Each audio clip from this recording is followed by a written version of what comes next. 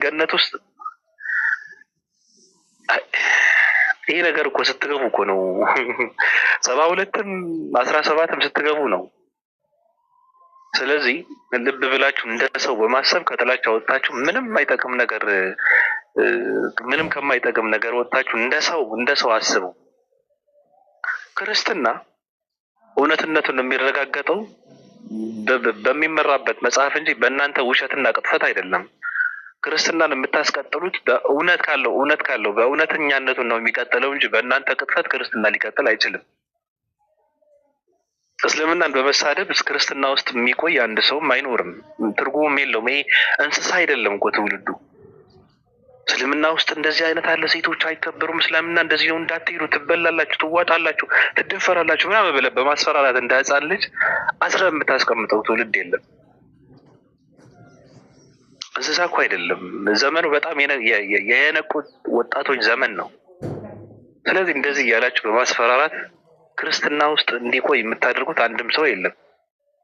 ሁሉም ሰው ውጣ አይደለም እየተባለ ያለው ሰው ክርስትና ውስጥ ያለ ሰው ሁሉ ክርስትናውን መመርመር አለበት፣ መጠየቅ አለበት። እነሱ ፍላጎታቸው ነው። አንድ ሰው ከኦርቶዶክስ ወደ ፕሮቴስታንት ቤት ከሚሰልም አይሁድ የሆነ እምነት ከሚከተል 666 ሰይጣን ቢያመልክ ደስታቸው ነው። የደብተራዎትና የጠንቋዮች መጫወቻ ቢሆን ደስታቸው ነው። እነሱ በሽተኛ ሆኖ ራቁቱን መንገድ ላይ ቢራመድ ለእነሱ ደስታቸው ነው፣ ፍላጎታቸው ነው። ራሱ እንደዚህ እንዲሆን ነው የሚፈልጉ። ስለዚህ መጠየቅ አለበት። ለምንድን ነው የሚፈራው? ነው ሰው እየጠየቀ ነው። ለምን ይፈራል? በድፍረት ቀርቦ የሚያወራ ሰው የለም። ውሸት ነው። ደፍራችሁ አሁን ሙስሊሞች ጋር ለምን አታወሩም? አይሻ እንደዚህ ነው፣ አይሻ ምናምን 72 ገነት ምናምን፣ እሱን ቶ ደፍራ አውራ እስኪ ቶ እና ስለ መጽሐፍ ቅዱስ እስኪ ቁጭ ብላ አውራ። ስለ መጽሐፍ ቅዱስ እኮ ነው። ስለ መጽሐፍ ቅዱስ፣ ስለ ራስ መጽሐፍ ቅዱስ ስለምትመራበት የዘላለም ሕይወት አገኝበታለሁ ስለምትሉትን መጽሐፍ ቅዱስ ቁጭ ብላችሁ አውሩ። እንዲህ በዚህ ዘመን ሰው እየተለመነ ና ጠይቅ ይባላል። ወይን ጠይቅ ወይ ጠይቅ ይባላል። ሰው እኔ በጣም ነው የማዝነው። እየተለመናችሁ እኮ ነው። ወይ ጠይቁ ወይ እንጠይቃችሁ። ኧረ በእናታችሁ ነው እንጠይቃችሁ እየተባላችሁ እኮ ነው።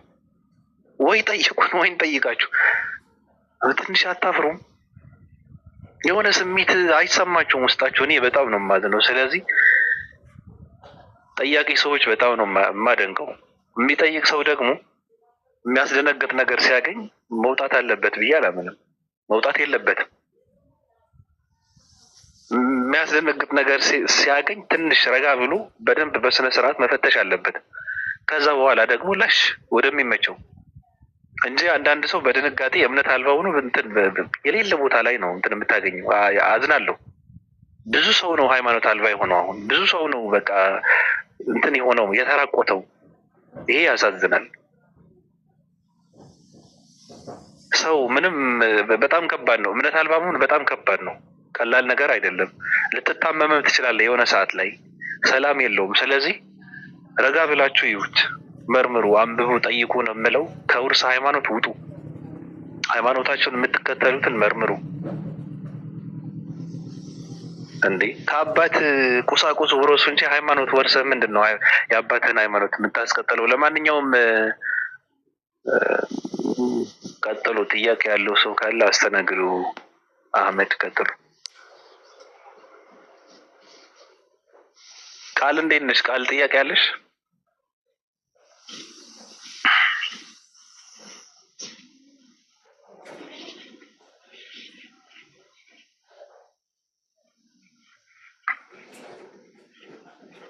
ቃል አለሽ?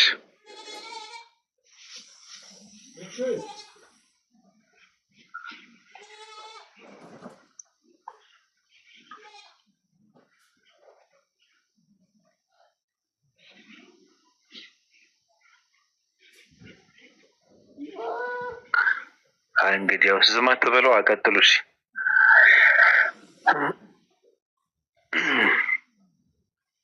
ራኪ አውሩ፣ እያወራችሁ ጀምሩ። ቀጥሉ አኗር ቀጥል። ኧረ እኔ ትንሽ ጉሮሮዬንም ትንሽ እንዳይዝ እያዘኝ ነው ዛሬ ትንሽ እና አውሩ። ስለ ድርሳናት ለምን አንድ አትለቅብንም? አንድ ይለቀቅ። አንድ ልቀቅብን። ድርሳናት እኮ እንትን ናቸው። በነገር ላይ ጥሩ መዝናኛ ነው። እሺ ቃል ልፈልግና አንድ ጎንጨት እናደርግበት በመሀል አሪፍ ነው። ግን ክርስቲያኖች ካላችሁ ግቡ አንዴ። ስለ አቡነ አቢብ እስኪ ተዉት። አንዴ ምን ይከፈት? አንድ ሰው አለ ችግሩ። እስኪ ማንነት ወርድ እንሰራ ሊዱ ወገን እሳደባለሁ። ሊዱ ወገን ናት። ሊዱ 665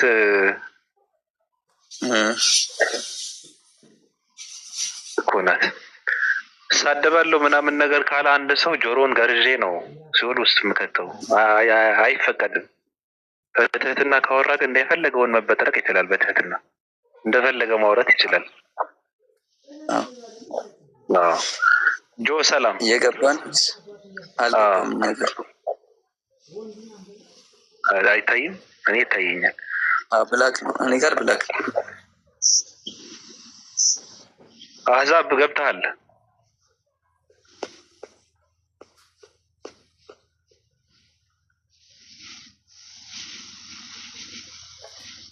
ዋስ ወርዶና እንደገና ሀሳቡ አህዛቦች ካላችሁ መላክ አለባችሁ። ራስህ ላይ ነው የምደፋው።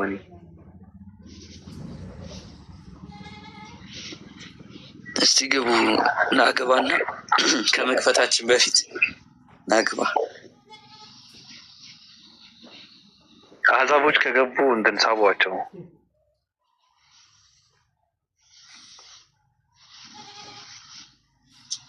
የሚገርም ገድል አግኝቼላቸዋለሁ። ቆይ ግቡ እኮ ነው ከተከፈተማ አይገቡም። ባቢ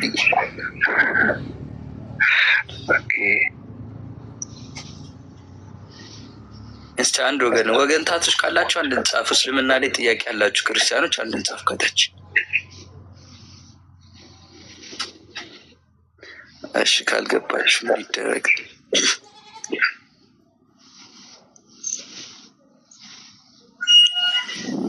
የከፈተቃሽ ሰባይ ላሳያችሁ። የቅድስት አርሴማ ገድል በአማርኛ ነው። እስቲ እንመልከት። ከዛም በኋላ ብጽዕት አርሴማ የወለደች ተነሳና በተኛችበት እናቷ በረከት አትናቴዎስንም አፏን ሳመቻት። አፏን ሳመቻት፣ ሰውነቷንም ሁሉ ዳሰሰችው። ምን እንበለው? ምን እንበል? ጸጥ ነው። አለይኩም ሰላም ወራህመቱላህ። ጸጥ ነው። ማንን ሳመቻት? አፏን እስቲ ደግሞ አንብበው። ከዛም በኋላም ብጽዕትን አርሴማ የወለደች ተነሳና በተቻት እናቷ በረከት አትናቴዎስያንም አፏን ሳመቻት። አፏን ሳመቻት። ከዛስ ሰውነቷንም ሁሉ ዳሰሰች፣ አይኖቿንም አየች፣ በአይኖቿም አንገትዋን አቀፈች፣ ከአይኗም እንባዋን አፈሰሰች ይለናል። ምን እናርገው? ምኗን የሳመቻት?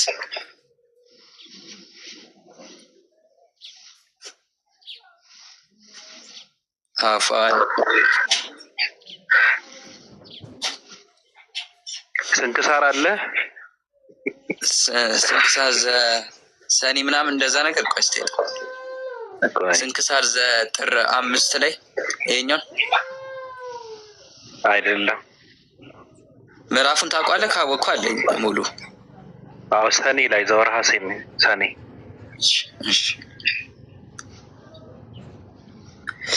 ስንክሳር ወደዚህ ነው፣ ወደዚህ አካባቢ ነው።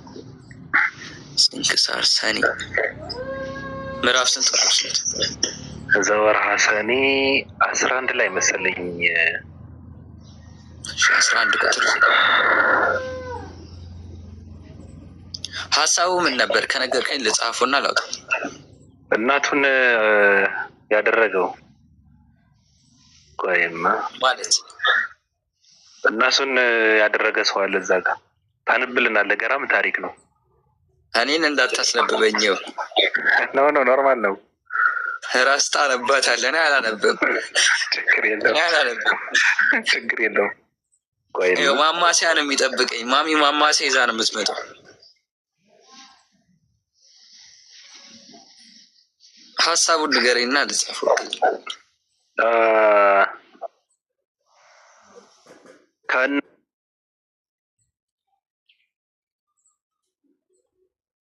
አድርጉት ሰው ወይ ቁጥር ስንት እንደሆነ እስቲ አሁን እንመልከተው። ሀሳቡ አልመጣም። እስቲ እዚህ ጋር ያለው ነው እኔ ጋር የማውቀው ይሄኛው። ቆይ እሰጥሃለሁ፣ ግድ የለም። ቅድስት ማርታ፣ ሳኒት ሰማዕት፣ ቅዱስ ዮሐንስ፣ ቅዱስ ሶፊያ፣ እሰጥሃለሁ፣ ችግር የለም። እሺ እስከዛ ይሄንን አንብቧ። አሁን የተከፈተው መጨረሻ ያለው ክላውዲዮስ ስንክሳር ዘጥር ምዕራፍ 5 ላይ ምን ይለናል? ዘንድ ከምን ዘንድ በክንዱ ላይ ያደረጉ ዘንድ የወንጌላዊ ማርቆስ ራስ አመጡ። እርሷም ወደ ላይ አበረረችና አፉን ሳመች። ወንጌለ ማርቆስ ማን ስማለች? ተስማለች። በማ በድንግል ማርያም ምኑን? አፉን። ወንጌል የጻፈ ጸሐፊ በማን ተስሟል? በማርያም አፉን ተስሟል። እኔ አይደለም ያልነው መጽሐፉ ነው። ባቢ ንገረኝ ካገኘው 17 ላይ 17 17 አባለ ትንሱአን አባለ ትንሱአን አረፈ። ይህንንም አባት ከዚህ ጀምሮ ነው። ከየት ትጀምራለህ? ከየት ጋር ይጀምራል? ቅዱስ ቁርባንን ተቀብሎ ከሚለውን አንብበው። አንተ አንብበው። አንተ እኔን አረሳስተህ ለካ ልታስነብበኝ ነው። አንብበው ራስህ። እኔ ረስቼዋለሁ። እስኪ ችግር የለውም። እስኪ ቆይ ከዚህም በኋላ በመምህሩ ፈቃድ ወጥቶ እየተነጋገረ በዛ አባቱ በአንተ ላይ የሆነውን ቆይ አንዴ ከታች ከዚህም በኋላ በሚለው ቆይ ከታች ከዚህ በኋላ የሚለው ከታች ዝቅ አድርገው። ከፍ እዚህ ጋር ምን ይላል? ከዚህም በኋላ ያደረገውን በደሉን ሊነግረው ጀመረ።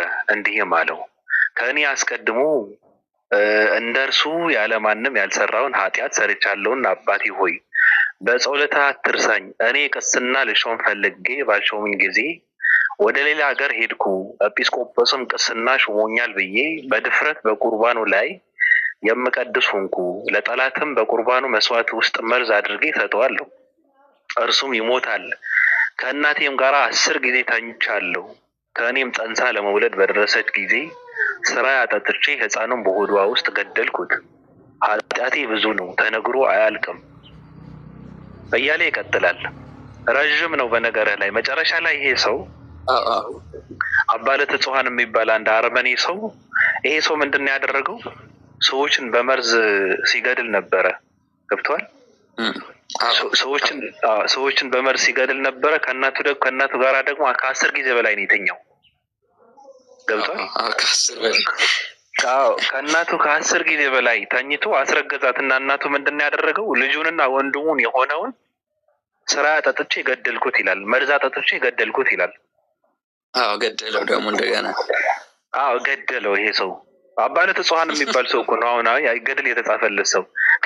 ከዛ መጨረሻ ላይ ይሄ ሰው ታሪኩ ረጅም ነው እንጂ መጨረሻ ላይ ምንድነው የሚለው? ራሱን ይፈጠፍጥ ነበርና ኢየሱስ ክርስቶስ ስለዚህ ሰውዬ ሲል ከሰማይ ወርዶ ተው ተው፣ ለምን በዚህ ልክ ራስህን ትበድላለህ ብሎ እንትን አደረገው።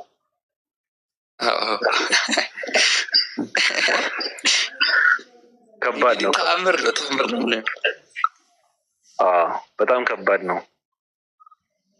እናቱ ኢየሱስ ደግሞ እንትን እንዳለው ታውቃለህ ባቢ?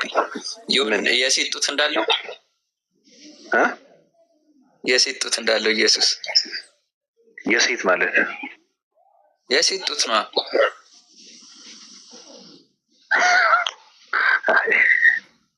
አይ ይቅር፣ የእኔ ይቅር። አሁን ማማሲያ ነው የምጠብቀኝ፣ ቤት ማማሲያ ነው የሚጠብቀኝ። ሌላ ቀን እነግራቸዋለሁ። ሰላም ባቢ። ሰላም ሰላም፣ እንዴት ነህ? ሰላም ነህ? አልሐምዱሊላህ። አንዋር ማማ ብትተውህ ያልተውህም ዛሬ አንተ ልጅ አይደለህ እንዴ? ቀስ ብለህ አታድግም? ኧረ በእናትህ አሁን ለራሱ ድምፅኝ ቀንሽ ናት። አታስጠቁር እንጂ አንተ ማማሲያ ነው የሚመጣልን ቀጣይ። ኧረ አይቀርልህም እንዴ ራሱ እና ወገኖች ገብተው መወያየት አቆመዋ ባቢ። በልመና ሆነ እኮ በቃ። ኧረ በእናታችሁ ተው ግቡ፣ ችግር የለውም እኮ ጥያቄና መልስ ተውትና አብረን እንጫወት የሚባለውን ነገር የተጀመረው። እንደዛው እኮ ነው። አይ ደግሞ እኮ መጥተው የሆነ ቤት ላይ መንጠቃት ምናምን የሚፈልጉት ነገርስ ሰው አሸማቀቃቸው እኮ። በነገራችን አብረው ቁጭ ብለው ሲጫወቱ በማን ጥያቄ እንደዛ እየተሸማቀቁ ነው የሚያወሩት አሉ።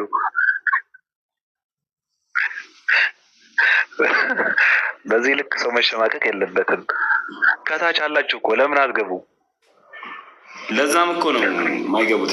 አንዋር እኔ ምናምን ስንወጣ ይገባሉ እኮ፣ ችግር የለውም። አንዋር ይሄ ሙቤ ምናምን እና አህመድ ከወጡ እኮ ይገባሉ። እርሶን ለመሳደብ ይገባሉ።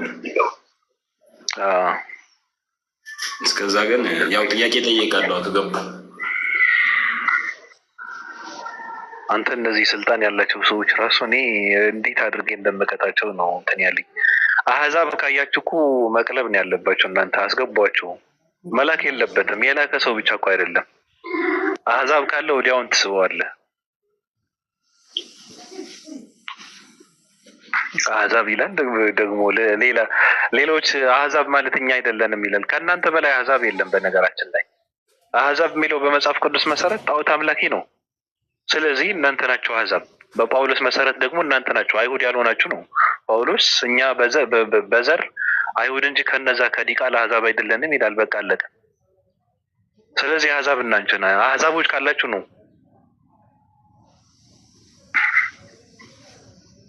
ይቀልዳል እንዴ ባቢ? እኔ ቦታ ልልቀቅልህ፣ መግባት የሚፈልግ ሰው ካለ። ኧረ ቁጭ በይ አንቺንም፣ ቁጭ በይ አንቺንም። አለ ወዲህ ትለቂያለሽ። ጥያቄ ከተፈጠረብሽ ዝም ብለሽ ለቀቂው። ጥያቄ ካለሽ ጠይቋቸው፣ እነሱም እንትናቸውን እንትን ይበሉ።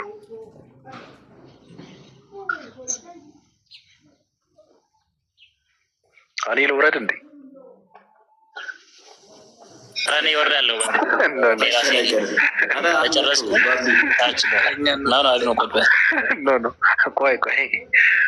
ቆይ አትሂዱ፣ ችግር የለውም። ከሚገባ ሰው የለም። እኔ እኮ አውቃለሁ። ኦኬ ሜሮን ነይ። ሜሮን ተገኘች። በቃ የፈረስ ኃይል ያላት ሴት ነው። እንዲህ አንተ አምጣልኝ። ኦሮሮ እሷ እንትን አድክም። ነይ እስኪ ሜሮን። እንደው ዛሬ በወንጌል ላይ በወራ ደስቴ ነው። ዮሐንስ ወንጌል ላይ ያለው ሱብሃን አላ ከእሷ ጋር የምንግባባበት ነገር ቃል የሚለው ነገር ከእንግዲህ አይነሳም። በቃ ከእንግዲህ ህዝበ ክርስቲያን ጆ ቀድሞ ገባ። ቆይ እስኪ ቀድሞ ገባ አንድ ጆ አልገባም። አሁንም አስወርደው ኔትወርክን አስተካክለናቸው። አይታይም አይደል? እንደ ሲጀመር 10 ማለት ገዝቱን እንዲህ አንተና 2 ትልቅ ሆኑና 10 ይሆናል። 10 ይሆናል እንዴ? ራስንና አንዋርን በትልቁ አድርገው። እንደዛ አይደለም ሁለታችሁ 10 እኮ አይደለም የሚሆነው። ታዲያ ይሆናል። ችግር የለም። ተጀምሯል። 9 ድረስ ነው መሰለኝ። ኧረ ተው። እሺ ሊዱና አንተ እንደዚህ አድርጎና አንዴ ስንት ሰው ነው ያለው? ያው ነው ጆና ተመለስ። ገብተሃል እኮ ምንድነው? ገዝተህ መጫወቻ ኑር እንደዚህ ወይኔ። አይ ሲጀምር ይሄ በጣም ተሳዳቢ ነው። ለምን እንደምታስገቡት እኛም በኮመንት እኮ ግብር ነው የሚያደርገው። ጥያቄ ካለ ይጠይቅ። እሱ ነው ሜሮ አባረው። ሜሮን እንዴት ነሽ?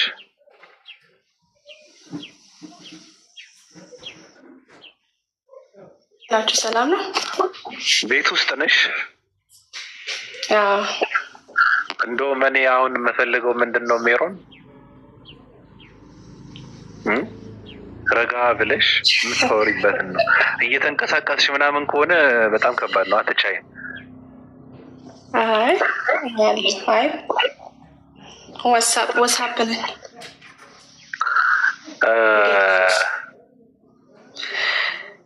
ንጽጽር አቤት አለው። እኔ እንትን አደርጋለሁ። ምንድን ነው ቡና እመጣለሁ። የምጠጣው ቡና እንትን ብላችሁ አውሩ። ነገሩ ሜሮን አትረብሽም። እኔ እውነት ብቻ ነው የምናገረው። የሰጣችሁኝን ሲም ወድጄዋለሁ፣ ግን በድርቅና እንትን ስለምትይ ነው እንጂ ያው ድርቅናም አላደርግም። እውነት ውሸት ስላልማልቀበል ነው። አይ ውሸት አልቀበልም ትያለሽ እንዴ? ውሸትማ ሜሮን ኢየሱስ ክርስቶስ አምላክ ነው ብሎ ከመከተል በላይ ውሸት አለ እንዴ? ተይ እንጂ ሜሮን ተይ እንጂ። ውዥንብር አልቀበልም። ለዛ ደረቅ እባላለሁ፣ እሱን እቀበላለሁ። ከስላሴ በላይ ውዥንብር የለም። ግድ የለሽም፣ እሱ ችግር የለውም። አንቺ ደግሞ እውነትና ውዥንብር የሚባለውን ነገር ቦታው መቼ አገኘና ነው? ችግር የለውም። ቀጥሉ። አሁን ርዕስ ምረጡና አውሩ። ጥያቄ ያለሽ ሜሮን ስለሆነ መጀመሪያ ደስ ይለኛል። አንድ ጥያቄ አይጠፋም። በየቀኑ መቼስ ጥያቄ አይጠፋም እስልምና። እሺ አንድ ስቶሪ ቁርአን ላይ አይቼ ትንሽ ጥያቄ ስለፈጠረብኝ ነው እና ልጠይቅ። ጠይቂ። እሺ የዘካርያስ ታሪክ አንዴ ከሄድፎን ይልውጣ። የዘካርያስ ስቶሪ ወር ደግሞ የእሱ ታሪክ በመጽሐፍ ቅዱስ ላይ በሉቃስ ወንጌል ላይ እናገኘዋለን፣ እንዲሁም ደግሞ በቁርአን ላይ እናገኘዋለን። እና ሰመሪ ሲሰጠው እንዴት ነው ቤሲክሊ ዘካርያስ የሚባል እንትን ነበረ። ምንድን ነው ፕሪስት ኦር ደግሞ ምንድን ነው የሚሏቸው በአማርኛ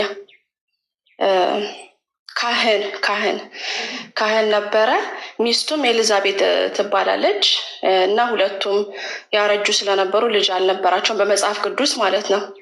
ከዛ ገብርኤል መጥቶ ይነግራቸዋል ማለት ነው ለዘካርያስ፣ ሚስትህ ትወልዳለች ይለዋል። ከዛ ግን ዘካርያስ ስላላመነ ዱዳ አደረገው እስከ መቼ? ልጁ እስከሚወለድ ድረስ ማለት ነው። ከዛ ዮሐንስ የተባለ ልጅ ይወልዳሉ። ይሄ ደግሞ ዮሐንስ የተባለው ልጅ ደግሞ ኦፍኮርስ የእግዚአብሔርን ወር ደግሞ የአምላኩን የጌታውን መንገድ ጠራጊ ይለዋል።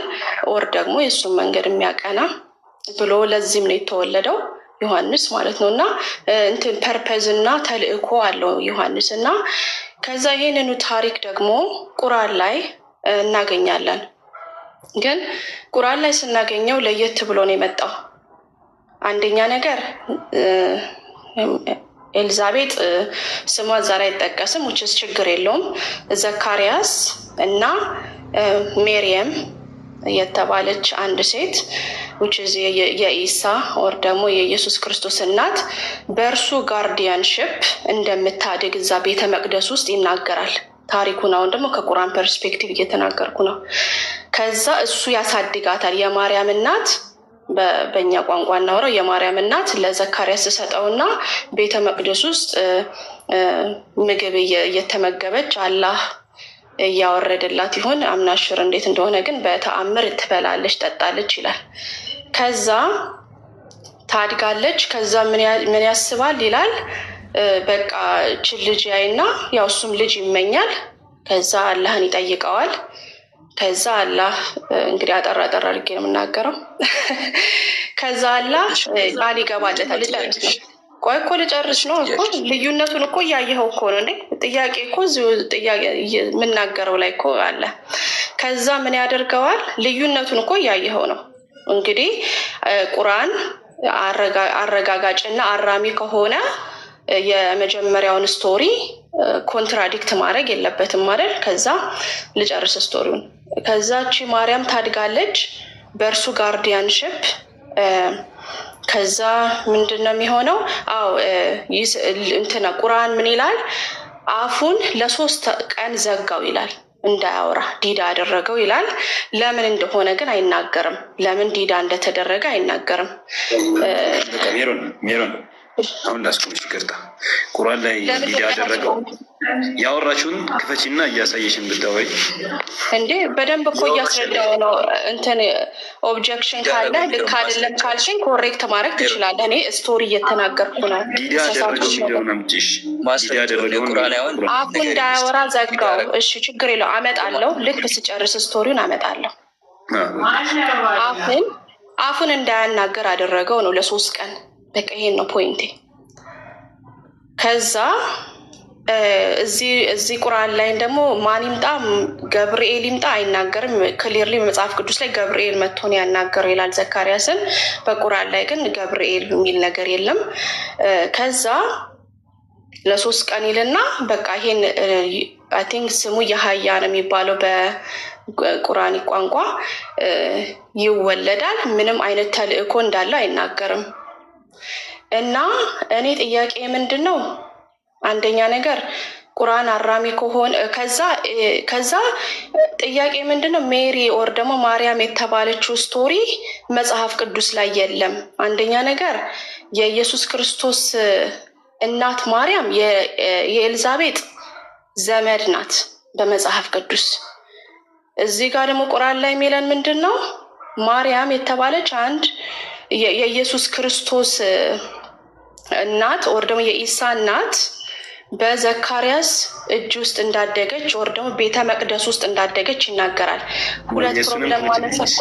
ቆይ እሺ ልናገርና አወጣዋለሁ። ችግር የለውም እያነበብን እንላለን።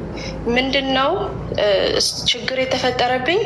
በጁሽ ትራዲሽን ኦር ባህል፣ በሃይማኖታቸው ባህል መሰረት ቤተ መቅደስ ውስጥ ሴት አትኖርም፣ መኖር አትችልም። ስለዚህ እንዴት ነው ሜሪ ወር ደግሞ ማርያም እዛ ቤተ መቅደስ ውስጥ ልትኖር የቻለችው? ምግብ እየተቀለበችውን እየበላች ቤተ መቅደስ ውስጥ እንዴት ልትኖር ቻለች? ይሄ ከጁሽ ትራዲሽን ውጪ ነው። እና ያልኩትን ነገር ለአንድ ለማድረግ ከየት ነው ያመጣችሁት? የሜሪን የማርያምን ታሪክ ቤተ መቅደስ ውስጥ ማደጓን በዘካርያስ ስር ሆና ከየት ነው ያመጣችሁት ሲባል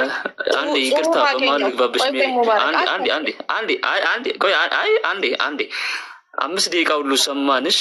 የምታወሪው ነገር ባለፈው ነገር ያሻለው የምታወሪው ነገር በማስረጃ አድርገሽ በማስረጃ እኮ እሺ፣ ክፈቺ በቃ ክፈቺ። ቁርአኑን ልክፈተው ችግር የለውም።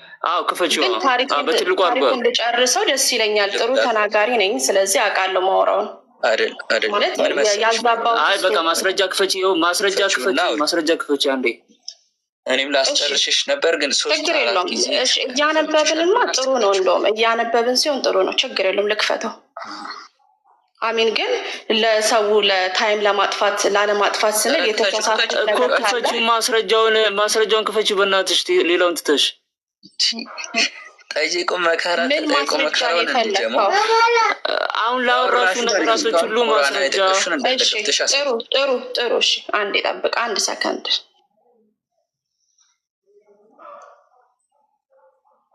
ሰላም አለይኩም። አለይኩም ሰላም ወረሕመቱላሂ ወበረካቱ። አሁን ነው የገባሁትና አይ ዶንት ኖ ምን እያወራች እንደነበረ ብቻ ዲዳ አደረገው እንደዚህ ሆነ፣ ቁርአን ላይ ዲዳ አደረገው የሚላለ አይነት ነገር ሲወራ ሰምቻለሁ። እነዛ ነገሮች ማስረጃ ቢከፈቱ ደስ ይለናል። አዎ አሚሩ። ሌላም ደግሞ አሚር የዘከሪያ እና ዘከሪያ ቤት ማርያም ማደጓንም ማስረጃ እንፈልጋለን። መቅደስ ውስጥ ነው ያልኩትኝ፣ ግን እያወጣሁት ነው። ጠብቅ። ቤት ውስጥ አደገች አላልኩም፣ ቤተ መቅደስ ውስጥ አደገች ነው ያልኩት። እሺ ክፈቹ። አንድ ሰከንድ ብለሽ የምታረጉኝ ሰዎች ካላችሁ ችግር የለውም። ጠብቋ ታዲያ ጠብቁሽ። ማውጣት ትችሉ ነበር እናንተም ታሪኩን ካወቃችሁት፣ ግን እኔ ላውጣ። አንዴ ጠብቅ። ማስረጃ አምጪና አንቺ ማውራት ነው ያለብሽ። እንትን በጁዊሽ ባህል ሴት ልጅ ቤተ መቅደስ አትገባም ነበረ የሚለውንም ከየት እንዳገኘችው እሱንም ማስረጃ ትጠርቻለሽ። ያልኩት አታድግም፣ እዛ ውስጥ አይታደግም ነው ያልኩት። ማለት እዛ መኖር አይቻልም፣ ሳንክቹሪ ውስጥ ማደግ አይቻልም ነው። ችግር የለውም። አዋትና ማስረጃ ትክፈት እና አንብበው፣ ችግር የለውም። ቁርአኑን ማንበብ እኮ ነው፣ ምንም የተጻፈ ነገር ነው ማነበው። እሺ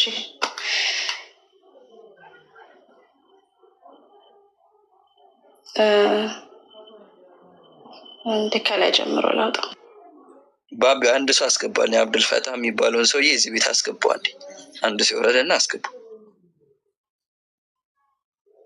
ለምን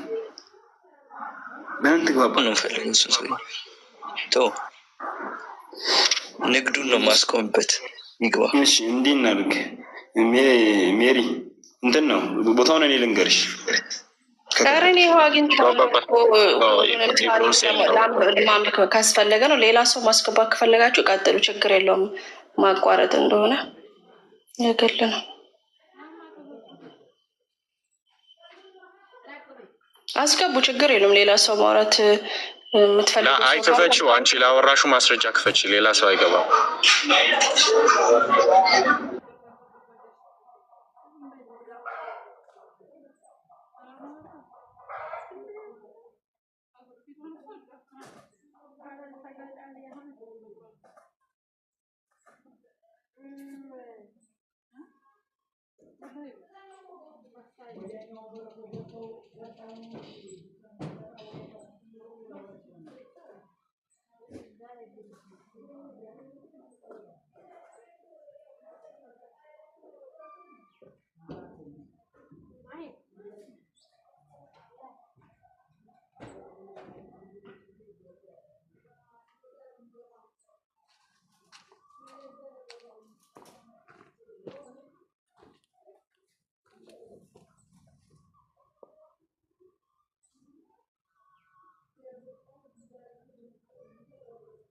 ለኋላ ያለ ጀሞ ከኔ ጋር ነው ዝም ያለ ወይስ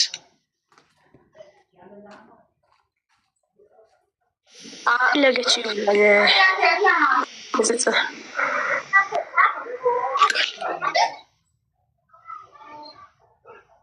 ስክሪን ላይ የሚከፍታለ ወይስ አሊ ኢምራን ምዕራፍ 3 እስከ 37 እስከ 11 አለ? ሀሳብ ያወራሹን እኮ አስታሙ ነው። በቃ ይሄን ያልኩት ለ3 ቀን እንዳያወራ አለ አድርጎታል ይላል። እሺ ይሄው እሺ፣ እሱንም ከፍተን ነው እንዳያወራ አደረገው ብዬ ኮሬክት አድርጌያለሁ አይደል? በዛም እኮ ምንድን ነው ያደረገው? እንዳያወራ እስከምትወልድ ድረስ እንዳያወራ አደረገው ነው። ምን ላይ ልክፈትልሽ? ይኸው ላነበው ነው። አሊ ኢምራን ምዕራፍ እኔ አንቧል አውጥቼዋለሁ። እኔ ጋር ከፍተዋለሁ። ካሜራ ላይ ካሜራ ካወቅኩ ታሪኩን አውጣው። በቃ የዘካርያስን ታሪክ ቦታውን ንገሪኝ። እሺ አሊ ኢምራን ምዕራፍ 3 ከ37 እስከ 41 37 የአንብበሽ ራስሽ እዚህ ጋር አሁን ትፈችዋለሽ። አንቺ እስካሁን በራስሽ ነው የፈታሽው። ይኸው ከ37 ተጀምሮ ይኸው አንብቢ። ይኸው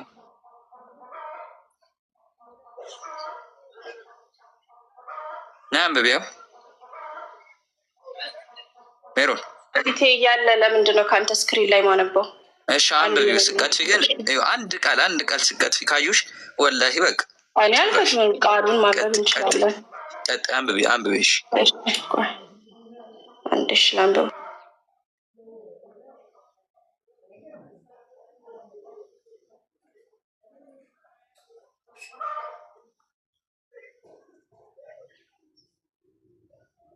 በዚህ ነው ልክፈትልሽ ካልታይሽ አማሪክ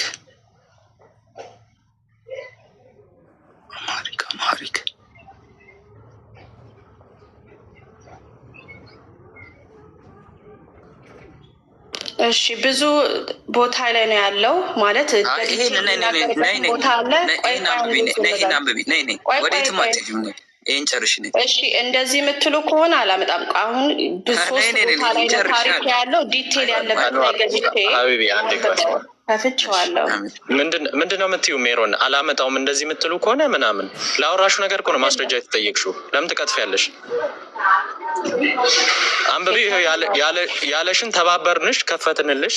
አሁን እያነበብሽ ቅድም ስታስረጂው እንደነበረ አስረጂ። ቆሽ ኦኬ ተረጋጉ። ቆይ አረ ለራስሽ ተረጋጊና አንብቢ እያነበብሽው ቅድም ስታስረጂው እንደነበረ በቃ አሁን ከቁርአኑ ማስረጃ እያወጣሽ ያው ከፍተንልሻል። ሌላም ቦታ ከፈለግሽ ይከፈትልሻል። እያስረዳሽን ቀጥይ።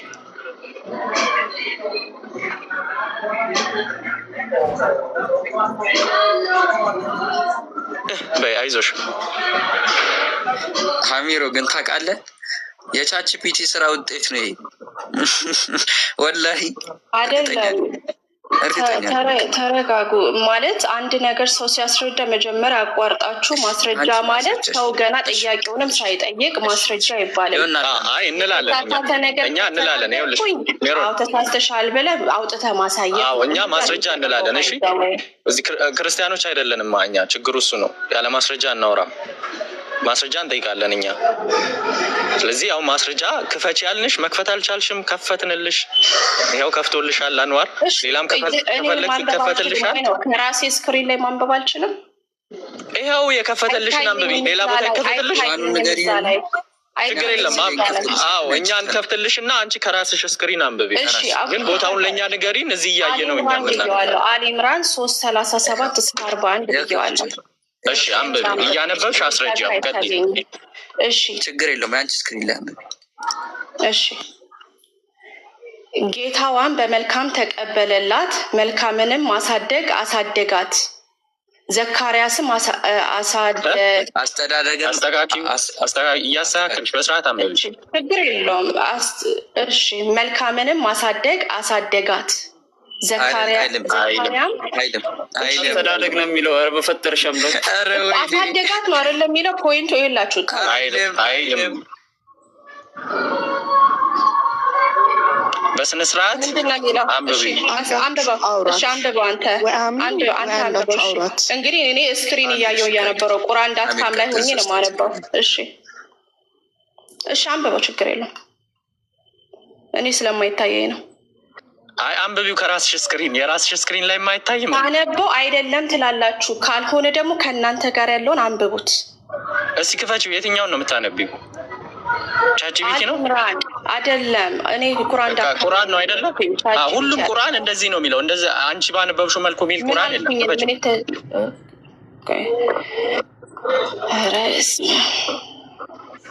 ለምን አታነቡትም ወይ እናንተ? ጌታዋም ይላል ይኸው ቁርአኒክ.com። ኦኬ ጌታዋን በደህና አቀባበል ተቀበላት፣ በመልካም አስተዳደግም አፋፋት ይላል። እንደ ትራንስሌሽናችሁ ነው። አይዶን ነው። ዘካርያስም አሳደጋት። ዘካርያም በእርሷ ላይ በምኩራቡ በገባ ቁጥር እርሷን ዘንድ ሲሳይን አገኘ። ምን ማለት ነው? እዚህ ጋር ልተርጉመው። እዚህ ጋር መተርጎም አያስፈልግም። ዘካርያስ አሳደጋት ማንን? ሜርየምን። ከዛ ምን ይላል? በምኩራብ በገባ ቁጥር እንግዲህ ይሄ ሳንክቹሪ የሚባለው ማለት ነው፣ ቤተ መቅደስ ማለት ነው። እርሷን ሲሳይን አገኘ። ስለዚህ ያገኛት ነበር። በገባ ቁጥር ቤተ መቅደስ ውስጥ ነበረች ማለት ነው። ማርያም ሆይ ምን ማለት ነው? ሲሳይን አገኘ ማለት ነው ማለት ነው። ሲሳይን አገኘ አይደለም ያልኩት እኮ ምን ማለት ነው ብለሽ ነው የተረጎምሽው? ዘካርያ በእርሷ ላይ በምኩራብ በገባ ቁጥር እያለ ማለት ምንድን ነው? እዛ ቤተ መቅደስ በገባ ቁጥር ማርያም አለች አይደል እንዴ? አኮርዲንግ ቱ ሲሳይን አገኘ ይላል።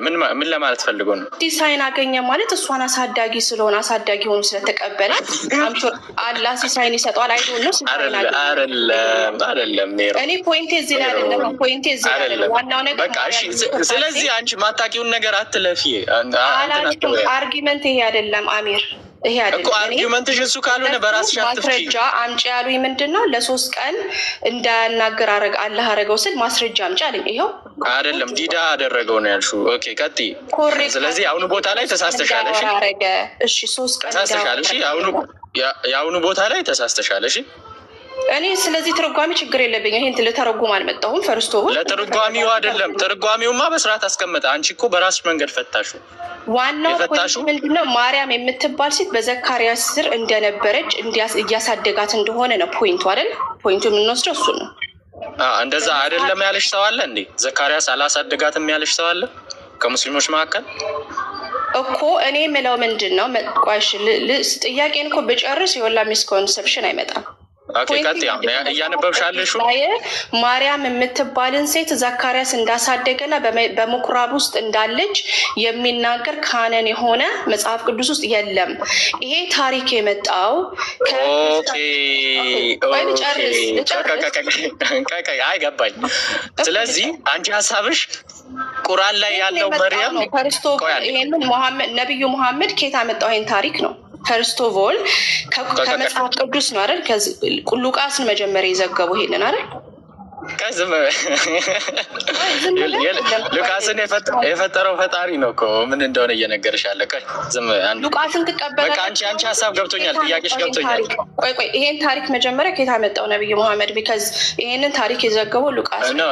ነብዩ መሐመድ አይደለም እንዲህ እያሉ ያሉት። እሺ ችግር የለውም። ይሄ ሌላ በቃ አረጋጋጭ ከሆነ ቁርአን ለምንድን ነው ኮንትራዲክት የሚያደርገው ነው ጥያቄ። አረጋጋጭ ብቻ ነው ቁርአን? አረጋጋጭ ብቻ ነው? አራሚም ከሆነ አራሚም ነው ሜሮን። ስለዚህ እኔ አኪዩዜሽን አላመጣሁም። ልጠይቅ መጀመሪያ አልጨረስኩም ፖይንቴ። ስለዚህ ሴቶች በምኩራብ ይኖራሉ ወይ ነው ጥያቄ። በአይሁድ ትራዲሽን ኦር ደግሞ ሃይማኖት መሰረት ሴቶች እዛ ውስጥ መኖር ይችላሉ ወይ ምኩራብ ውስጥ? ይሄ ሂስቶሪክ ምኩራብ ማለት ምን ማለት ነው? እስቲ ምኩራብ ማለት ምን ማለት ነው? የአይሁድ የመማሪያ ቤት ነው አይደለ? የስግደትና የመማሪያ ቤት ነው አይደል? አይደል? ሳንክቹሪ ነው። እዛ ውስጥ ቤተ መቅደስ፣ ቤሲክሊ ቤተ መቅደስ ነው። ምኩራብ ማለት የአይሁድ የስግደትና የመማሪያ ቤት ነው አይደለም እኮ? የስግደት የፕሬየር ኦር ዲስ ታይፕ ኦፍ ፕሌስ ነው። እዛ ቦታ ላይ ደግሞ ማለት ነው ሴቶች መኖር አይችሉም። እኔ እስከማውቀው ድረስ ማለት ነው። ክፈቺ ማስረጃ መኖር አይችሉም ለሚለው እኮ ልነግርህ ነው። ይሄን አይሁድ አምጥተህ ብትጠይቅ ማለት ነው የንጽህና የሚባለው ራሱ ህግ ማለት ነው ሴቶች ስፔሲፊክ ላይ እንዳይገቡ የሚከለከሉበት ቦታ ነው። ማንም ሰው እዛ ውስጥ መኖር አይችልም። እስቲ በእንግሊዝኛ በይው። ስለ የትኛው ነው እያወራሻለሽ? ምኩራብ የትኛው ምኩራብ ነው? እንዴት ምኩራብ ውስጥ መኖር ቻለች? ሳንክቹሪ ውስጥ እንዴት ኖረች ነው ጥያቄ። ሂስቶሪክሊ ፎልስ ስለሆነ ምን ውስጥ ነው ያልሽው? እንግሊዝኛውን በይ ውስጥ ሳንክቹሪ ማለት ምንድን ነው? ቴምፕል ማለት ነው። የጸሎት ቦታ ማለት ነው። ቤሲክሊ ሳንክቹሪ ነው።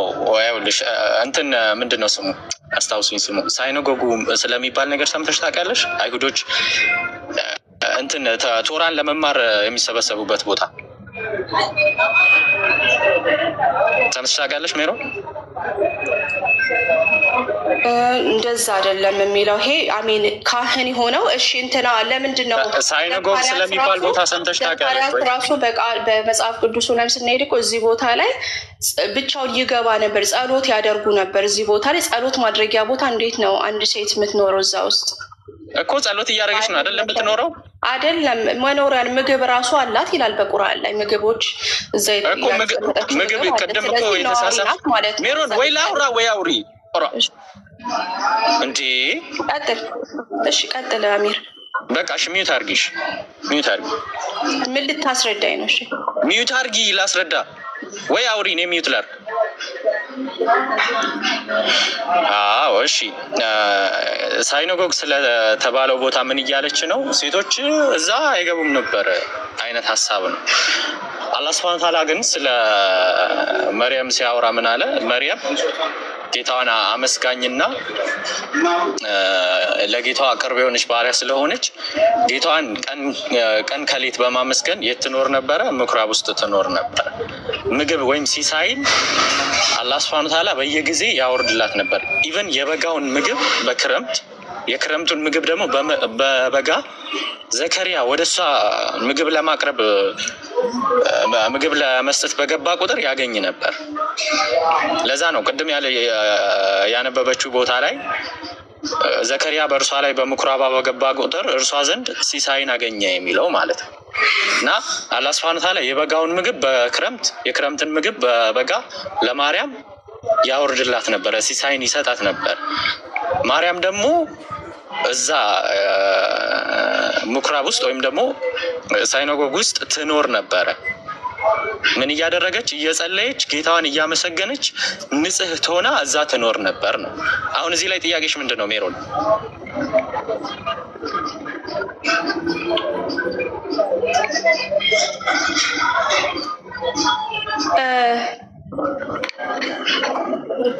ሚትራብ የተባለው የቁራኑ ቃል አሁን እንዳልከው ሁሉ የሚገባበት ሴኔጋግ ነው ተብሎ አይደለም የሚታመነው። ሴክሬድ ቦታ ነው።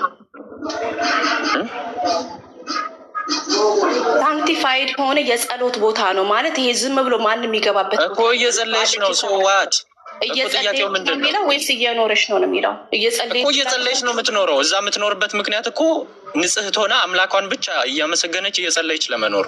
ጥሩ። ስለዚህ ምንድነው እዛ ላይ ለማርያም ስፔሻል ፕሮቪዥን አለ። ቢካዝ በአይሁድ ባህል መሰረት ይሄም አይቻልም። ሴት ልጅ እንደዛ አድርጋ መኖር አችልም አንድ ቤተ መቅደስ ውስጥ። እስኪ ክፈቺ፣ በቃ ማስረጃ ክፈቺ። የአይሁድ ባህልን ሄዳህ ማየት አለብህ። ኦር ትራዲሽናቸው ነው ክፈቺ። አንቺ ለማስረጃ ክፈቺ ወይ ማስረጃ ሳትይጂ አታውሪ።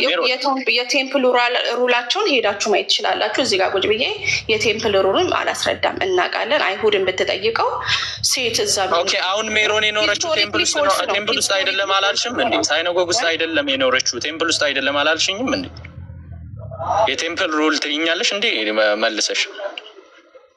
አሁን እዛ አልነበረም የምትኖረው አልሽኝ እኮ። እዛ ቁርአኑ የሚለው እንደዛ አይደለም አልሽ። እሺ በቃ እሺ አሁን ያልኩህን ነገር እንደ ቤት ስራ ያዘውና መኖር ይችላሉ ወይ?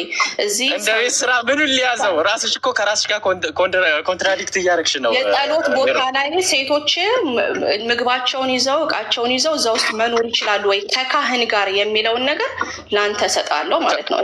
ከካህን ጋር የሚለውን እስቲ ክፈች አንቺ። ከካህን ጋር ትኖር ነበር መርያም የሚለውን እንትና ፕሪስት አይደል እንዴ? እንትና ማን ነው? ዘካሪያስ። ኦኬ ዘካሪያስ ፕሪስት ስለሆነ ነው ወደሷ የሚሄደው ወይስ ተንከባካቢዋ ስለነበረ ነው? ምግብ ሊያቀርብላት ነበር አይደለም የሚሄደው? ፈርስት ፕሪስት መጽሐፍ ቅዱስ ላይ የለም። ተንከባካቢዋ መጽሐፍ ቅዱስ ምን አገባን እኛ? ስለ ቁርአን እኮ እያወራሽ ያለሽው እናቱ። ኦኬ ስለዚህ እሺ አንዴ አፌን አትበለኝና ወገኖቻችን፣ ይሄ ታሪክ የመጣው በዘካሪያስ ስር ሆና ማርያም ትኖራለች፣ ከዛ እንትን ምግብ ይሰጣታል ምናምን የተባለው ታሪክ ያለው ሰከንድ ሴንቸሪ ላይ ከክርስቲያን ትራዲሽን የተባለ ኢንፋንሲ ጋስፕል ኦፍ ታመስ ከተባለው ራይቲንግ የመጣ ስቶሪ ነው እንጂ ከመጽሐፍ ቅዱስ አይደለም። ስለዚህ እኔ ጥያቄ እውነት ቁርአን አረጋጋጭ ፕሪቪየስ ስክሪፕቸር ነው እንትን ምንድን ነው ኮሬክሽን መስጠት ያለበት እንጂ ከሴከንድ ሴንቸሪ ላይ ከትራዲሽን ላይ ከተጻፈ አንድ ጽሁፍ ክርስቲያኖችም አይሁዶችም ሪጀክት ካረጉት መጽሐፍ ላይ አይደለም ነው ፖይንቴ። ይሄ ታሪክ የተወሰደው ከዛ ነው። እስቲ ከሱ ከጎስፔል ኦፍ ቶማስ ወስዷል የሚለውን ማስረጃ እስቲ አምጫጭ። ወስዷል እንደዛ አይነት አኪዜሽን እያቀረብኩ ሳይሆን ማለት ነው። ይሄ ከዛ ነው የተወሰደው አላልሽም እንዴ? አሁን ሜሮን እሺ ይሄ ታሪክ እዛ ውስጥ አለ። አይ ዶንት ኖ ይውሰደው አላገልጦለት ይሁን አላውቅም፣ ግን ይሄ መጽሐፍ ቅዱሳዊ ነው። ኦኬ ስለዚህ ማስረጃ የለሽም አንቺ። ያኛው እዛ ላይ አለ አልሽ። ታሪክ አለ ሰከንድ ሴንቸሪ ላይ ማለት ነው። የማርያም ታሪክ በዘካሪያስ ስር እንደምትኖር መልአክ እየመጣ እንደሚቀርብ። እሺ ስለዚህ ስለዚህ አልኮረጁ። ለመኮረጃቸው ማስረጃ የለሽም ማለት ነው። ኮረጁ ብዬ አልመጣም። ቀጥልሃል። ኮረጁ ብዬ አልመጣም። አሁን ልቀጥል አይደለም ለወጣም ነው። ግን ሜሮን አንድ ጥያቄ እንትን አንዋር ሉቃስ 13 ከ10 ጀምሮ አላረኩሽም። ሀሳቤን አልሰማሽውም። ሀሳቤን ገና አልሰማሽውም። በምኩራብ ሴት ልጅ አትገባም ብለሻል አይደል? ልክ ነኝ? ሉቃስ ስንት አትኖርም አላልሽም? አትኖርም እዛ እቃዋን ይዛ ልብስ ይዛ ምግብ ይዛ አትገባም አላልሽም? ከክርስቱ ጋር ትኖራለች ብትል ማለት ነው። አይ ቆይ ትኖራለች አትኖርም ሳይሆን እሺ ዋናው ሴት ትገባለች። የጽዳቷ ጊዜ ሲያልቅ እኮ ትግባ ይላል እኮ። ጽዳት ጊዜ አላቸው ማለት እንትን የወር አበባቸው እያለ እንዳይገቡ ይከለከላሉ። የጽዳት ልጅ ትገባለች ማለት ያደርገው መግባት ይችላሉ። መኖር ግን የሚባለው ነገር ሂስቶሪክ ነው። ቆይ ጥያቄ ነው። ስለዚህ ሴት ልጅ ሜሮን ተረጋጊ። ስለዚህ ሴት ልጅ ትገባለች አይደል? በዛ ተስማማሽ ማለት ነው። ቅድም ይህንን ነጥብ አንስተሽ አትገባም ስላልሽ አሁን እንደምትገባ አምነሻል ማለት ነው። ይህን ተስማምተሻል? ያላልኩትን ነገር ማመን አልችልም። there is no way እሺ ችግር የለም። ሴት ልጅ እዛ እንትን ውስጥ ምኩራብ ውስጥ ልትገኝ እንደምትችል ትቀበያለሽ ማለት ነው።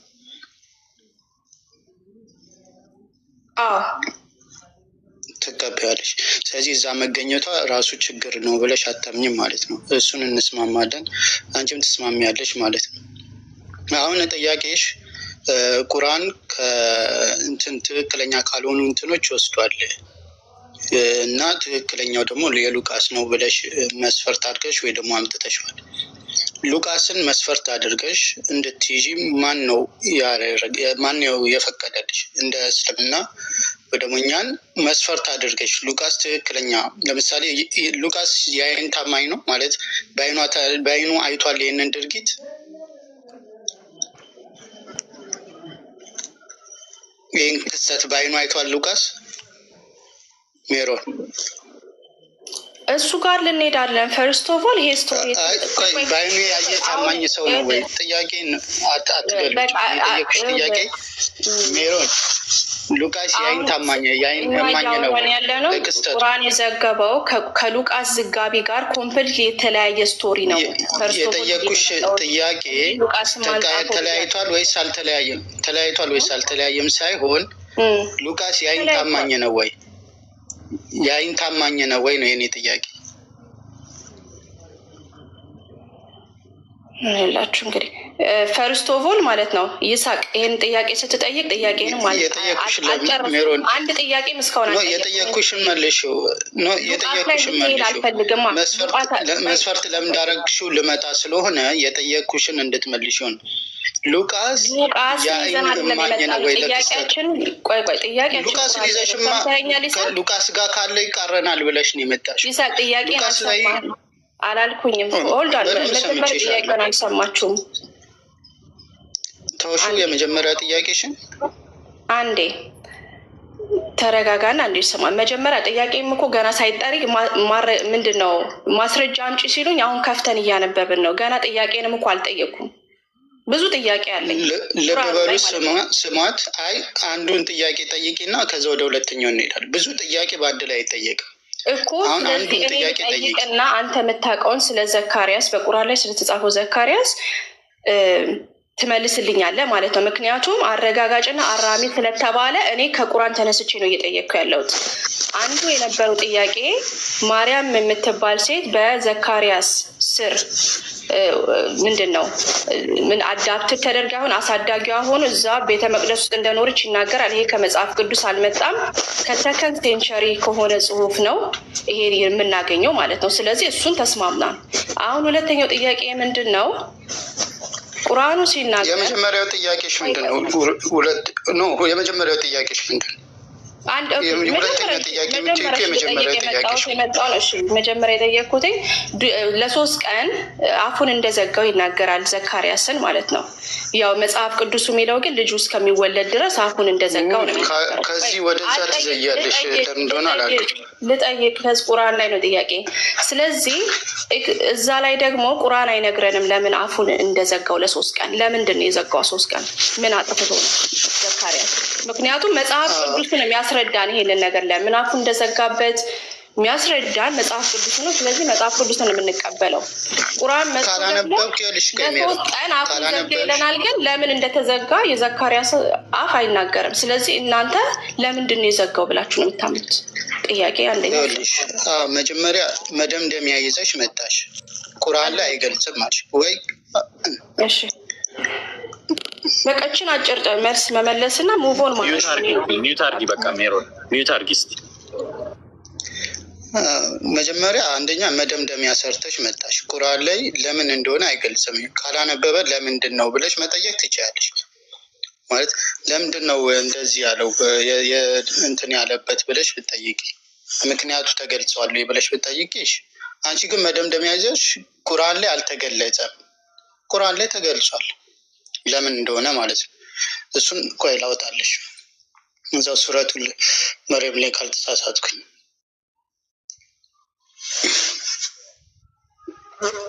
እሺ ቁጥሩ የምታስታውስ ካላችሁ እንትን በሉት።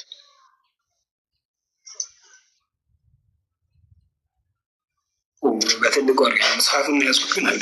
ያው ቁጥር 10 ላይ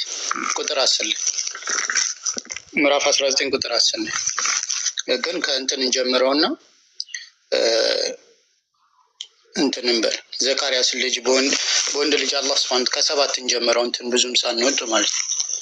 ዘካርያ ሆይ እኛ በወንድ ልጅ ስሙ የሕያ በሆነ ከዚህም በፊት ሞክሼን ባደረግንለት እናበስራለን አለው። ጌታዬ ሆይ ሚስቴ መካን የነበረች ስትሆን እኔም ከእርጅና ድርቀትን በእርግጥ የደረስኩ ስሆን እንዴት ልጅ ይኖረኛል አለ። ጀብሪልም አለ ነገሩ እንደዚህ ነው። ጌታ ከአሁን በፊት ምንም ያልነበርከውን የፈጠርኩ ስሆን እርሱ በእኔ ላይ ቀላል ነው። አንተን ካልነበርክበት ያስገኘው ሆኜ ሳለ እንዲሁም ለአንተ አላህ ሱብሃነሁ ወተዓላ ልጅ መስጠት የሚከብድ አይደለም። ይሄ ለአላህ ቀላል ነው። ከዛ በኋላ ምን ይላል? ጌታዬ ሆይ እንግዲያውስ ለእኔ ምልክትን አድርግልኝ አለ። ምን አድርግልኝ? ምልክትን አድርግልኝ። ቀጣይ ይኸው ምክንያቱን እዚህ ስለሚያስቀምጠው ማለት ነው። አሁን አንቺ ማለት በአንድ አንቀጽ ላይ ያለን ነገር ነው ደምድመሽ ምንም ምልክት አልተሰጠውም፣ ግን እዛው 3 የሚለው ቦታ ላይ እዛው አንቀጽ ላይ እዛው ቦታ ላይ ተጠቅሷል። እንዴት ማለት ጥያቄውን ራሱ ኬት እንዳመጣሽው አላውቅም፣ ግን እዛው ቦታ ላይ ጌታዬ ሆይ እኔ እንግዲያውስ ለእኔ ምልክትን አድርግልኝ አለ። ምልክትህ ጤናማ ሆነ ሳለ 3 ሌሊትን ከነቀናቸው ሰዎችን ለማነጋገር አለመቻልህ ነው አለው። ምልክትህ ምንድን ነው? 3 ሌሊትን ከነቀናቸው ሰዎችን ለማነጋገር አለመቻልህ ነው። በነገራችን ላይ 3 ቀን አታናግርም ያለው እንደማያናግር የተናገረው እዚሁ ጥቅስ ላይ ነው። ምልክትም እንደሆነ የተናገረው እዚሁ ላይ ነው። አንድ ጥቅስ ላይ የግማሹን ራሱ ሳታነበው ጥያቄ እየጠየቀች ነው። ይሄ በጣም ያሳዝነው። ማለት እዛው ጥቅስ ላይ ያለን ሀሳብ እዛው አንድ መስመር ላይ ያለን ሀሳብ ግማሹን ይዛው ግማሹን ሳትይዘው ማለት እዛው ስለተቀመጠ። ስለዚህ ምንድን ነው ከተባለ ምልክት ነው፣ ተአምር ነው። ለአላህ ሱብሃነሁ ወተዓላ ልጅን እንደሚሰጠው ያሳየው። ምልክትን ፈለገ፣ ምልክትን ሰጠው። ግን ይሄ በጣም የሚያሳዝን ነው። እኛ በጣም ወላሂ ሼም የሆነ ነገር ነው ማለት ነው። ይህን እንደ ጥያቄ ስታነሽ፣ ሌላኛው የመጀመሪያሽ ጥያቄ ይሄ ከነበር ይሄ ተመልሷል ማለት ነው። መጀመሪያው ጥያቄ ትሂድ 700 ሰው ስላለ መጀመሪያ ያነሳችሁ ፖይንት ላይ ወይ ተሳስቻለሁ ተበል ወይ ፖይንቷን አላገኘ ነው። እኛ ምን እያለች እንደሆነ በቃ ሙልጅ ልጅ እያለች ነበረ። አንደኛ ሴት ልጅ ምኩራብ ላይ እንዴት ትገባለች ስላለች የሆነ ታይም ላይ፣ ከዛ በኋላ ኦኬ አትገባም ብለሽ መታምኝ ከሆነ ማስረጃ ስጪን ስንል እዛም እንትን አትልም። ከዛ በኋላ ዘከርያ አሳደጋት የሚለው ታሪክ መጽሐፍ ቅዱስ ውስጥ የለም። ከየት ነው ያመጣው ምናምን? ምንድነው ፖይንቷ ራሱ አልገባኝም ወላሂ። እና እሱ ጥያቄ ላይ ወይ ተሳስቻለሁ ትበል ይመስለኛል። ይቅርታና ጥያቄውም የራሱ አልመሰለኝም። ማለት ጥያቄዎቹ ራሱ ያው አንዳንዴ ሰምተን እንመጣና እንጠይቃለን። ከዛ አንጻር ይመስለኛል። ካልሆነ ይሄንን አሁኑን ራሱ መረዳት እንችላለን። ማንኛውም የመጀመሪያው ጥያቄ አሁን እንደሰማው እኔ ማውራት እችላለሁ ወይስ ታቋርጠኛል? ፖል ፖይንቱን ማታገኙት ኢንተራፕት ስለምታደርጉኝም ነው። ፖይንት የመጀመሪያው ይሄ ቃል የተጠቀሰው በሉቃስ ነው። ቤሲክሊ አይዊትነስ የሚኖር ሰውም ነግሮት ይሁን መንፈስ ቅዱስም ነግሮት ይሁን እደዝም ማተር ይሄ ጥቅስ ተነግሯል። ለምን ታሪኩ ሙሉ ተነግሯል በስርዓት ገባ። ማን መጥቶ እንዳናገረው ኤክስፕሊሲትሊ ገብርኤል እንደሆነ ይናገራል። ሁለተኛ ነገር ደግሞ ማርያም በሱ ስር ሆና እንዳደገች አይናገርም። ከየት እንደመጣም ደግሞ ተናገርኩ ቅድም። ከሰከንድ ሴንቸሪ ጽሁፍ ነው የመጣው። ይሄ ማርያም በዘካርያስ ቤተ መቅደስ ውስጥ አድጋለች የሚባል እሱም ጋር ፕሮብለም አለኝ። ምክንያቱም ቃሉ የሚለው አላህ የሚያረጋግጠው ኢንጂልን እና ቶራትን ነው ካለ ማለት ነው። ይሄ ጽሁፍ ደግሞ ሰከንድ ሴንቸሪ ነው። እዝናት ቶራትም አይደለም ኢንጂልም አይደለም፣ የክርስቲያኖች ትራዲሽን ጽሁፍ ነው። ስለዚህ እንዴት ነው ከእርሱ ጋር ተወስዶ አረጋጋጭና አራሚ የሆነው ነው ፖይንቴ ከቅድም ጀምሮ። ሁለተኛው ፖይንቴ ደግሞ ምንድን ነው? ወደ ሁለተኛ ይህን ስቶሪ ኬት አመጣው ብለን ስንጠይቅ ምንድን ነው የምትመልሱልን ነው? ይሄ ስቶሪ የዘካርያስ ሙሐመድ አልገባንም የጠየቀችው ስላላችሁ ነው። ሁለተኛ የጠየቅኩት ጥያቄ ይሄን ታሪክ ኬት አመጣው ነብዩ መሐመድ? ቢካዝ እኔ ብዙ ጊዜ ሲሰማ ኢንጂል የሚባል ነገር የለም አሁን ያለበትንም አናቅም ስለምትሉ ነብዩ መሐመድ ይሄንን ከሰዎች ነው የሰማው? ይሄን ታሪክ ከአላህ ተገልጦለት ነው ኦር ደግሞ ኬት ነው የመጣው ይሄ ታሪክ ብዬ ጠይቃለሁ። ክሊርሊ አንደኛ መጽሐፍ ቅዱስ ላይ አለ፣ ሁለተኛ ሰከንድ ሴንቸሪ ላይ ኢንፋንሲ ጋስፕል ኦፍ ቶማስ ላይ የማርያም እና የዘካርያስ ታሪክ አለ። ስለዚህ እንዴት ነው ግልጠተ አላህ ሲሆንና ከሰው የሰማው ሲሆን እንዴት ነው? በቃ ይሄ ነው አላህ ስብሐነ ወተዓላ ወማ የንጢቁ አኒል ሀዋ ይላል። ነብዩ ሰለላሁ ዐለይሂ ወሰለም እሳቸው ከስሜታቸው አይናገርም ይላል። ሱረቱል በቀራ ላይ ዛሊከል ኪታቡ ላ ረይበ ፊሂ ሁደን ሊልሙተቂን፣ ይህ መጽሐፍ ከአላህ ለመሆኑ ምንም ጥርጥር የሆነበት መጽሐፍ አይደለም። ስለዚህ ይህ መጽሐፍ ከአላህ የወረደ አላህ ስብሐነ ወተዓላ የተናገረው ንግግር ነው። አሁን እኛ እኮ አንቺ ማስረጃ አድርገሽ እያወራሹ ሉቃስን ነው። እኛ ደግሞ ሉቃስን የፈጠረው ሉቃስን ያስገኘው ታሪኩን እዛው ሲከሰት ራሱ ቅድመ ዓለም የሚያውቀው አላህ ስብሐነ ወተዓላ ነው። ለነብዩ ሰለላሁ ዐለይሂ ወሰለም የተናገራቸው ከሁለት መቶ ዓመት በኋላ የመጣ ኢንጂል ነው። እኛ ስለ ኢንጂል ምን እናቀልሻለን? አላህ ስብሐነ ወተዓላ ነው ተናጋሪው እያልን ተናጋሪው አላህ ከሆነ አላህ ስብሐነ ወተዓላ ከማንም እኮ መውሰድ አይጠበቅበት። ፈጣሪ ከእንትና ከማን ወስዶ ነው ይህን የተናገረው ይባላል? ለፈጣሪ ማለት ፈጣሪን ይህንን ታሪክ ከየት አምጥተው ነው የምትነግረን እንደማለት ነው። ልክ ሙሴ አዳምን እንደመጠየቅ ሙሴ እግዚአብሔር ስለ አዳም ሲነግረው ለሙሴ አይ ይህንን ታሪክ ስለ አዳም እግዚአብሔር ወይ ከየት ነው ያወቀው ብሎ እንደመጠየቅ፣ ተናጋሪው አላህ ሱብሓነሁ ወተዓላ ከሆነ ፈጣሪ ከሆነ እየተናገረ ያለው ለፈጣሪ አንተ ከየት ነው ያመጣኸው እንዴት ነው የሚባለው? ስለዚህ ቁርአን የአላህ ቃል ነው፣ ተናጋሪው አላህ ነው። አላህ ተናጋሪ ከሆነ አላህ መልእክቱን ለነቢ ሰለላሁ ዐለይሂ ወሰለም አደረሳቸው። ከማንም ከምንም መውሰድ አይጠበቅበትም ማለት ነው። ታዲያ ያነሳችሁ ይሄ ቁርአን የመጣው የኢንጅልን ለማረጋገጥ ነው። ኢንጅል የምትሉ ዛሬ ማቴዎስ እና ማርቆስ፣ ሉቃስ እና ማቴዎስ የጻፉትን መጽሐፍ አይደለም እኛ ኢንጅል የምንለው እና እኛ ኢንጅል የምንለው አላህ ሱብሓነሁ ወተዓላ ለኢሳ የሰጠው እንጂ ሉቃስ ራሱ እንደተናገረው እኔ ሌላ ቦታ አልሄድም። ሉቃስ ራሱ እንደተናገረው የጻፈው እሱ ራሱ በቦታውም ተገኘ አይደለም፣ መንፈስ ቅዱስም ገልጾለት አይደለም፣ አምላክም ገልጾለት አይደለም። ምንድን ነው የሚለው? በእኛ ዘንድ የተፈጸመውን የታመነውን የስራውን ዜና በስርዓት ሊጽፉ የጀመሩ ብዙዎች ናቸው። ከኛ አስቀድሞ በዓይን ያዩትና የቃሉ አገልጋዮች የነበሩት እንዳስተላለፉልን የከበርክ ቴዎፍሎስ ሆይ ከመጀመሪያ ተከትዬ ሁሉን በየተራው እውነተኛውን እጽፍልህ ዘንድ መልካም ሆኖ ታየ። መልካም ሆኖ ስለታየው ለሰዎች ከሰዎች ሲሰማ የነበረውን ያስተላለፈውን ከእግዚአብሔር ተገለጠልኝ ብሎ ሳይሆን ሰዎች ሲሉ እና ሲናገሩ የሰማውን ያስተላለፈውን ሰው ይዘሽ መረጃ አድርገሽ አምጥተሽ ከዛ በምን እንፈትሸዋልሽ? የዓለማቱ ጌታ ያወረደውን መልእክት እንፈትሸዋልሽ። ስለዚህ አንቺ እያወራሽ ያለሽው ስለ ሉቃስ ነው። ሉቃስ በቦታውም ያልነበረ ከሰዎች ሰምቶና ሰዎች ሲናገሩ የሰማውን ያስተላለፈ ሉቃስን እንዴት መስፈርት አድርገሽ ታመጫዋለሽ? ቁርአን እየተናገረ ያለው ስለ ሉቃስ ነው እንዴት ያሉሽ እንጅልን። ስለዚህ አንቺ አንደኛ እንደ መስፈርት ያደረግሽው ንግግር ትክክል አይደለም። ሉቃስ ራሱ በቦታውም የነበረ እሱም ቢሆን ደግሞ መንፈስ ቅዱስ እግዚአብሔር ገልጾልኝ ነው ብሎ ያላለውን እንዲሁ ሰዎች ሲያስተላልፉ የሰማውን ነገር ነው የጻፈው። ስለዚህ እሱም መስፈርት አድርገሽ ልትጠቀሚ አይችል። ቁርአን የማን ቃል ነው? የአላህ ንግግር ነው። አላህ ደግሞ ከማንም መውሰድ አይጠበቅበት። ከ200 ዓመት በኋላ የመጣ ሰው ስለሆነ ነገር ተናግሯል። ይናገራ የሆነ ከ200 ዓመት ከ300 ዓመት በፊት የሆነ ሰው ትክክል ተናገረ ማለት እኔ ያንን ትክክል የሆነውን ነገር እኔ ብናገረው ከዛ ሰው ኮርጃለሁ ማለት?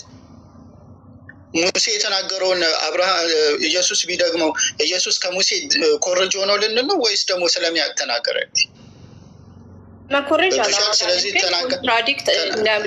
ወስዶ ነው ያልሽሮችን እንትን ምንድን ነው ኮንትራዲክት ማድረግ የለበትም ነው ያልኩት። ስለመኮረጅ አላወራሁም። ባይዘዌ እንደዛ እየደጋግማችሁ ትላላችሁ። ግን አሁን ወስዶ ማለት ምን ማለት ነው? ዘጋበት ምክንያት ሉቃስ 1:20 ላይ ሲናገር ስላላመነ ነው ይላል። ከዛ ቁርአን መጥቶ ደግሞ አፉን መስፈርት አይደለም ሌላ ነገር ነው ይለናል። ስለዚህ የትኛውን ነው የምናምነው? ከዚህ ፐርስፔክቲቭ ነው ይጠይቃል። እሺ ጥሩ ጥያቄ። ሉቃስን ለምንድን ነው ማናምነው? አንደኛ ሉቃስ በራሱ በተናገረው ከሰዎች ሰምቶ እንጂ አምላክ ገልጦለት አይደለም። ከአምላክ ያልተገለጠለትን ሰዎች ሲሉ የሰማው ሰዎች ደግሞ ብዙ ነገር ሊሉ ይችላሉ። ሉቃስና ማርቆስ ይጋጫሉ። አንድ ሀሳብ አንድ ታሪክ እያወሩ ሉቃስና ዮሐንስ ይጋጫሉ። አንድ ታሪክ ተመሳሳይ ታሪክ እያወሩ እርስ በርሳቸው የሚጋጩ አንድ ጊዜ አንድ ቦታ የነበሩ ሰዎች ስለ ኢየሱስ ታሪክ ሲናገሩ ስለ ኢየሱስ ክስተት ሲናገሩ እርስ በርሳቸው ይጋጫሉ። ሌላ ሩቅ ከ200 ምናምን ሳትሄጂ አንድ ክፍለ ዘመን ላይ አሉ የሚባሉት ሰዎች አካላቶች ራሳቸው እርስ በርስ ይጋጫሉ። ያ ምንድን ነው የምናየው? መጽሐፍ ቅዱስ ራሳቸው እንደሰሙትና እንዳዩት ስለዘገቡ ማለት ነው። ስለዚህ እንደሰሙትና እንዳዩት ስለዘገቡ እርስ በርስ የሚለያይ ነገር ዘግቧል። ቁርአንስ ምንድን ነው ካልሽኝ ይህንን ምልሽ እንደ መሰላቸው እንደ ራሳቸውን የተናገሩት የምልሽ ራሳቸው በተናገሩት መጽሐፍ ቅዱስን መሰረት አድርጌ ሉቃስን ራሱ መስፈርት አድርጌ ቁርአን ላይ ስል ቁርአን ተናጋሪው አላህ ነው። አላህ ደግሞ ከማንም ከምንም መኮረጅ አይጠበቅበትም። ስለዚህ አንቺ መስፈርት አድርገሽ ያመጣሻቸው ታሪኮችን ለምሳሌ በሉቃስና በማርቆስ በማቴዎስና በዮሐንስ መሀል ግጭት ሲኖር የቱን መምረጥ እንዳለብሽ አታውቂ። ምክንያቱም አንቺ ሁለቱንም ትቀበያለሽ። እኛ ግን መመዘኛ አለን፣ እሱን ቁርአን ነው ማለት ነው። I understand what you're saying ግን for example ማርያም የኤሊዛቤጥ የዘካሪያስ ሚስት ዘመድ ናት ነው የሚለው ዘመዶች ናቸው ይላል እና እዛ ጋር ደግሞ ዘካሪያስ ሲያሳድጋት ነበር ቤተ መቅደስ ይለናል። እና ማለት እንደዚህ ሂስቶሪካል የሆነ የዮሴፍ አባት ማን ነው? አስኪኙ በተጻፈ ነገር ነው እያወራለት ባልተጻፈ እኮ በተጻፈ እያልኩሽ ዮሴፍ ጋር መግባት አልፈልግም። ማወራው ስፔሲፊክ አንዴ የዮሴፍ አባት ማን ነው? ሩቅ ሳልሄድ እዛው የዮሴፍ ታሪክ አምታውሪ ሉቃስ ወንጌል ላይ ዮሴፍ አለ አይደል? ሜሮን ዮሴፍ ዮሐንስ ማቴዎስ ላይ ሉቃስ ላይ ዮሴፍ አለ አይደል? አሁን እነዚህ ሰዎች ሲያወሩ እያልኩሽ ነው። ሲያወሩ ከሰዎች የሰሙትን ነው። ከሰዎች ሰምተው ደግሞ ሲናገሩ ሊሳሳቱ ይችላል። ሩቅ ሳትሄጂ ዮሴፍ አባቱ ማን እንደሆነ ራሱ ሉቃስ እና ማቴዎስ አይስማሙ። ማን ነው አባቱ የሚለውን የዮሴፍ አባት ማን ነው የሚለው አንዱ ዮሴፍ አባት የሚለው ማቴዎስ እና ጂኔጅ ላይ ሄደን መነጋገር እንችላለን። ምንም ኮንትራዲክሽን የለውም። ቬሪ ክሊር የሆነ ነገር ነው። ኮንትራዲክሽን የለውም። እዚህ ጋር ግን ኮንትራዲክሽን አለ። ማን ነው አባቱ? ማን ነው አባቱ? እሱ ጂኔaloጂ ጋር ስንገባ ማለት ነው በጣም ሰፊ የሆነ ስለሆነ ማቴዎስ ሩቃልኩም የዮሴፍ አባትን ብቻ ነው የጠየቁሽ። ሜሮን ረዥሙን አልጠየቅኩሽም። እኔ ረዥም ማብራሪያ የዮሴፍ አባት ማን ነው? ዳይቨርት አባቱን ብቻ ራስሽ እኮ ለመጽሐፍ ቅዱስ መስፈርት ያደረግሽ የዮሴፍ አባት ማን ነው? አሁን ለመሰለሽ የምጠይቅሽ ሜሮን፣ አሁን እኔ ሩቅ እንድትሄጂ እሺ፣ ቆይ ልንገራችሁ። የላችሁ አይ ቲንክ አሁን እናንተ ችግር የሆነባችሁ ምንድነው ይሳቅ ወር ደግሞ እኔ ችግር ብዬ ማስበው ቁርአን ክሊርሊ ቁርአን አረጋጋጭ ነው የኢንጂልን እና የቶራትን ይላል። ከዛ ደግሞ ራሱን ኮንትራዲክት ያደርጋል። ወንጌል ኢንጂል የሚለው ቁርአን ሉቃስ ነው። እሺ ቆይ አንዴ ልጨርስ። ከዛ ቶራትን ኮንትራት አንቺ እየተጋጨብሽ ያለው ቁርአን ኢንጂልን ያረጋግጣል ሲባል እያሰብሽ ያለሽው ሉቃስና ማርቆስን ነው። ስለዚህ እያልኩሽ ያለሁት ቁርአን ኢንጂል እያለ ያለው ሉቃስን ነው። ዱ ዩ ሃቭ ኢንጂል የተባለው ነገር አለ? ምንድን ነው እሱ? ንገሩና ካልሆነ ወንጌሉ ካልሆነ አራት ወንጌላት ካልሆኑ ትነግሩናላችሁ። እሱን እነግርሻለሁ። ቢካዝ ክሊርሊ የተጻፈው የዘካርያስ ታሪክ ቁርአን ላይም አለ። ስለዚህ የትኛው ነው ሜሮን? እሺ የጠየኩሽ ጥያቄ ቁርአን ኢንጂል እያለ ያለው ሉቃስና ማርቆስን ነው ወይም እሱ? አንቺም እሱ ጋር ይመስለኛል ችግርሽ። አንተ ኤክስፕላኔሽን አለ ኢንጂል ለሚለው ነገር የት እንደሆነ ምን እንደሆነ? እኔ ከቁርአን ማስረጃ ሰጥሻለሁ። በቃ እሱን ስጠኝ በቃ እና እንጨርስ። ችግር የለም። እሱ ጋር ነው አይ ቲንክ እንደብን ቁርአን ኢንጂል ለኢሳ የተሰጠ ቃላት አረጋጋጭ ነው ካለ እንግዲህ ወንጌልን ነው። ስለዚህ አይደለም ወንጌል ካላችሁ ደግሞ ምንድን ነው ታዲያ? ቁርአን ላመጣልሽ ነው። ቁርአን አላህ ሱብሓነሁ ወተዓላ ወአተይናሁል ኢንጂል ኢንጂልንም ማን ለኢየሱስ ሰጠሁት ይላል። ወአተይናሁል ኢንጂል ቁርአን አንቀጹን ላውጣልሽ። እንግዲህ ከ5000 በላይ ማኑስክሪፕት አለን ወንጌል ተብሎ ደቀ መዛሙርቶቹ የጻፉት ከአራተኛው ክፍለ ዘመን በፊት የለሽም። አሁን እሱን ቁርአንም አንዴ ቆይ፣ ርዕስ አትቀይሪ አንዴ ግን እሺ ችግር የለውም ቀጥል። ርዕስ የምትቀይሪ ከሆነ አስቸጋሪ።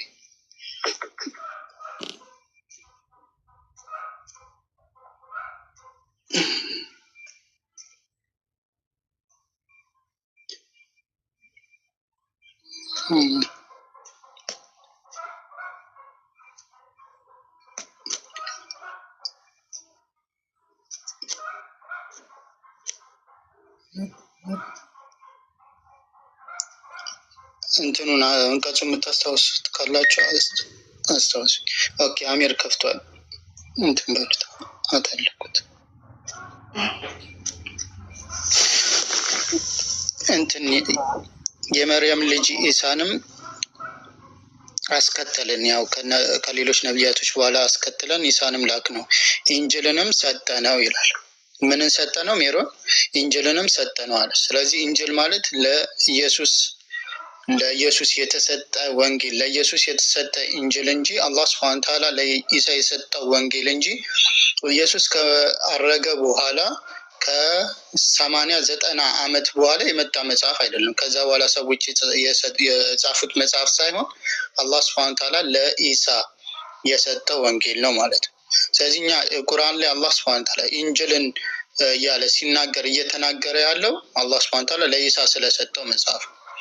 አሁን አንቺ የምትያቸው 500-5000 ምናምን ያልሻቸው አብዛኞቹ ከ9ኛው ክፍለ ዘመን በኋላ የመጣ ነው። እነዚህ ማኑስክሪፕት አሁን እሱን ላይ ለመሄድ አልፈለኩም። ግን ኢንጂል የተባለው አላህ ሱብሓነሁ ወተዓላ ለኢየሱስ የሰጠው ነው። ኢየሱስም ደግሞ በመጽሐፍ ቅዱስ ወንጌልን ይሰብክ እንደነበር ይናገራል እንጂ መቼም ኢየሱስ ወንጌልን ሲሰብክ መጽሐፍ ቅዱስ ላይ ሲናገር ሉቃስና ማቴዎስን እየሰበከ ነው እንደማትይ እርግጥ ነው። ምክንያቱም ኢየሱስ ወንጌሎች የተጻፉት ኢየሱስ ካረገ ከ90 እና ከ80 ዓመት በኋላ ስለሆነ ማለት ነው። ስለዚህ እኛ ኢንጅል የምንለው አላህ ሱብሓነሁ ወተዓላ ለኢሳ የሰጠውን ጋረት እሱን አይጋረት። ስለዚህ በነቢዩ መሐመድ ዘመን በ7 ሴንቸሪ ማለት ነው ይሄ መጽሐፍ ሆኖ መጥቷል ወይ ነው ጥያቄያችን። ምክንያቱም ብዙ ቦታ ላይ ቁርአን 5 ላይ ስንሄድ ብዙ ቦታ ላይ ቁርአን 5:47 ስንሄድ የዚህ መጽሐፍ ባለቤቶች የቶራትና የኢንጂል ይላል። ስለዚህ መጽሐፍ ስለሚል ማለት ነው ለኢየሱስ የተሰጠው ለኢሳ የተሰጠው መጽሐፍ ነው ኦር ደግሞ ስብከት ነው ኦራል የሚሰጥ ስብከት ነው ወይ ነው ጥያቄ። እሱን እመጣለሁ፣ ወደ እሱ እንሄዳለን፣ ችግር የለም። የመጀመሪያው ግን ኢንጂል እያለ ያለው ሉቃስና ማርቆስን ማቴዎስና ዮሐንስ እንዳልሆነ ግልጽ ሆነልሽ። እሱን መጀመሪያ ተረድተሽዋል። እኔ በአንተ ፐርስፔክቲቭ እንደዛ ልትል ትችላለህ፣ ግን ባለቤቶች የያዙት በዛ ጊዜ ላይ የያዙት መጽሐፍ ምን እንደሆነ ካስረዳኸኝ በኋላ ከዛ ልረዳ እችላለሁ። ሜሮን አሁን የጠየቁሽ ጥያቄ ቁርአን ላይ ችግር የለውም። ኖ ሜሮን አዳምጪ። ቁርአን ላይ ለኢሳ ኢንጅልን ሰጠነ ይላል አይደል? ስለዚህ ኢንጅል ለኢሳ ከተሰጠው መቼም ኢንጅል ሉቃስ አይሆንም አይደል? ምክንያቱም ሉቃስ የተጻፈው ከኢየሱስ በኋላ ስለሆነ። ልክ ነኝ? for the sake of argument go ahead ልበል ችግር የለውም። ግን sake of argument አይደለም። ቁርአን ላይ የሚያፈርስበት በኋላ እሱን እመጣለሁ፣ የሚያፈርሰውን እንመጣለን። አሁን በዚህ የቁርአን አንቀጽ መሰረት ኢንጅል ለኢሳ ተሰጠው አይደል? እንደዛ ማለት አልችልም። because ቁርአን 2 ስለሚያፈርስ አልችልም። ቁርአንን በዚህ አንቀጽ እመጣልሻለሁ ወደዛ። በዚህ የቁርአን አንቀጽ መሰረት መመለሰው ታዲያ በግድ ማለት የማይሆን ነገር መመለስ አልችልም።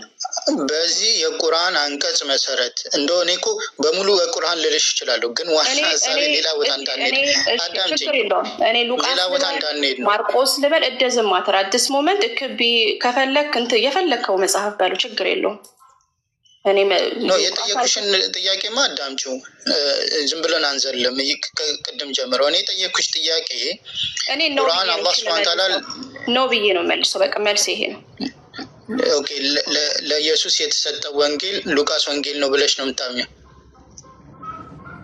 የተሰጠው በምትለው ሲሄድ for the sake of argument wherever it is I don't know because ግን እዚህ ጋር ቁርአን 2 ኢንጅልን ሰጠነው ይላል ማለት እሺ ኢየሱስ ካረገም በኋላ መጽሐፍ ነበር እያልኩ ነው። wherever it is መጽሐፍ ነበር። እኔ መጽሐፉ ነበር ወይስ አልነበረም አይደለም። ይሄንማ ሳንስማማ እኮ የትም አንሄድም። እኔ መጽሐፉ ነበር ወይስ አልነበረም ሳይሆን የጠየኩሽ ጥያቄ እርግጠኛ አይደለም ቁርአን ኢሳቂ እርግጠኛ አይደለም። አይ እርግጠኛማ ነው። አዳምጪ። ቁርአን ላይ አላህ ሱብሓነሁ ወተዓላ ኢንጅልን ለኢሳ ሰጠነው አለ አይደል? ልክ ነኝ ይላል። ኦፍ ኮርስ ይላል። ስለዚህ ኢንጅል ለኢሳ ተሰጥቶታል አይደል? ማስተማሩ ሊሆን ይችላል። ስለዚህ አምናሹር ምልህ እኮ ቃሉን ያላህን ቃል ኢንጅል ተሰጥቶታል ለኢሳ ወይስ አልተሰጠውም? እሺ ኢንጅል ምንድነው ንገረኝና እሺ ወይም ነው ልበልህ። ኢንጅል ምንድነው? ተሰጥቶታል ለማለት ኢንጅል ምን እንደሆነ ማወቅ አለብኛ። እኔ ማስበው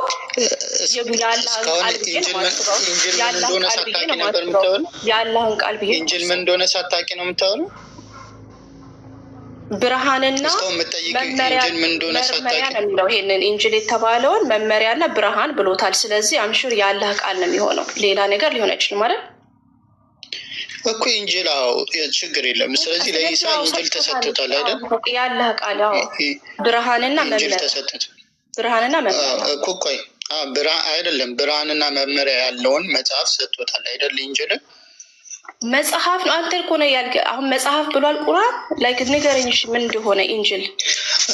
እሱንም አረ የጠየኩሽ መልሽ። ኢንጅል አታውቂም? እስካሁን የምትጠይቂኝ ኢንጅል ስትይ የነበረውን ኢንጅል ማለት ብርሃንና መመሪያ ሰጠነው ብሎ ተናግሯል ቁርአን። ስለዚህ እስከዛ ድረስ ነው የማውቀው። ሁለተኛ ነገር ደግሞ መጽሐፍ መሆኑንም አውቃለሁ፣ ምክንያቱም መጽሐፍ ስላለው ቁርአን ስላለው ቁርአን 2:41 ላይ ስትሄድ መጽሐፍ ነው ስላለው። ስለዚህ ኢንጅልን ታውቂያለሽ ወይስ አታውቂም? አውቃለሁኝ አልኩህ። ሰጥቶታል። ኢንጅል ለኢሳ ተሰጥቶታል አልተሰጠውም? ተሰጥቶታል አይደል? በእኛም እናምናለን። የአባቴን ቃል ይዤ መጣሁኝ ነው ያለው ኢየሱስ። ስለዚህ ኢንጅል ለኢየሱስ ተሰጥቶታል። ይህን እንስማማለን ማለት። ስለዚህ በአስተምሮ እንውሰደው ላይክ አላህ የሰጠው ቃል ብለን እንውሰደው አይደለም? ቢካዝ እንደዛ ነው የሚለው። እኛ መጽሐፍ ሁሉም የአላህ ቃል ነው። ተውራትም ኢንጅልም ቁርአንም የአላህ ቃል ነው። እሺ በቃ እንደፈለገ ለኢየሱስ የተሰጠው ቃል ኢንጅል እንለዋለን። እሺ ገብቶሻል? ስለዚህ ኢንጅል የምንለው ለኢየሱስ የተሰጠው ቃል ነው ማለት ነው አይደል? ተስማማሁ እኮ በዛ ያለህ ቃል ነው ብዬ አሰብኩኝ። ስለዚህ ኢንጅል የምንለው ሉቃስና ማርቆስ አይደሉም ማለት ነው። ምክንያቱም ሉቃስና ማርቆስ ለኢየሱስ አይደለም የተሰጡት። ልክ ነኝ? እሺ እሱን ስትለኝ ደግሞ ምንድነው የምጠይቅህ? ስማኝ አሁን ያላህ ቃል ነው አይደል? ያላህ አስተምሮ ኦር ደግሞ አላህ ለህዝቡ ማስተላለፍ የፈለገው ለኢሳ ሰጠው እንላለን አይደል? በምንድን ነው የወረደው? ለምን እንደምታንዛዙ አይገባኝም። በቃል ነው የገባው አይደለም። እሺ ሜሮን በጣም ቀላል ነገር አታንዛዡ። ኢንጂል ለኢየሱስ ከሆነ የተሰጠው ሉቃስ እና ማርቆስ ደግሞ የተጻፉት ከኢየሱስ ካረገ በኋላ ነው አይደል? እሺ እንደዛ ስትል እኮ ነቢዩ መሐመድም ራእዩ ወረደላቸው የጻፉት ግን ሰሃቦች ናቸው ብዬ መልሳለሁ። ምን አገናኘው? ማለት ሴም ቲንግ ነው አይደል? ኮንሴፕቱ ዋናው የወረደ አይደለም። ወስት ዲፍረንስ። ምክንያቱም ወንጌል ማቴዎስ እና ሉቃስ የኢየሱስን ቃል ብቻ ነው የጻፉት። እደዘም ማተር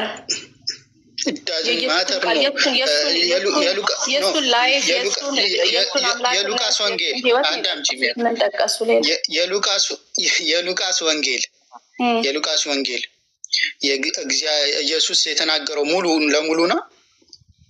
አሁን ወደዛ ለምን ትሄዳለህ? አሁን አልኩ እኛ ቁርአን ለነብዩ የጻፉት ሰዎች ግን ሌሎች ናቸው። እሱ ያውም እኔ እስማማልሻለሁ። ችግር የለም። እኔ ከአንቺ ጋር እስማማ። እኛ ቁርአን ለነብዩ ተሰጥቷል ብለን እናምናለን አይደል? አዎ እንደዛ ነው። ሉቃስ ለኢየሱስ ተሰጥቶታል። ሉቃስ ለኢየሱስ ተሰጥቶታል። ሉቃስ ለኢየሱስ ተሰጥቶታል የሚባል ጥያቄ አለ። ምን ማለት ነው? አይ ቁርአን እሺ ስለዚህ ሉቃስ ለኢየሱስ ተሰጥቶታል። የሉቃስ ቃል ኦኬ አይ ጌት ኢት። የሉቃስ ወንጌል ለኢየሱስ ተሰጥቶታል።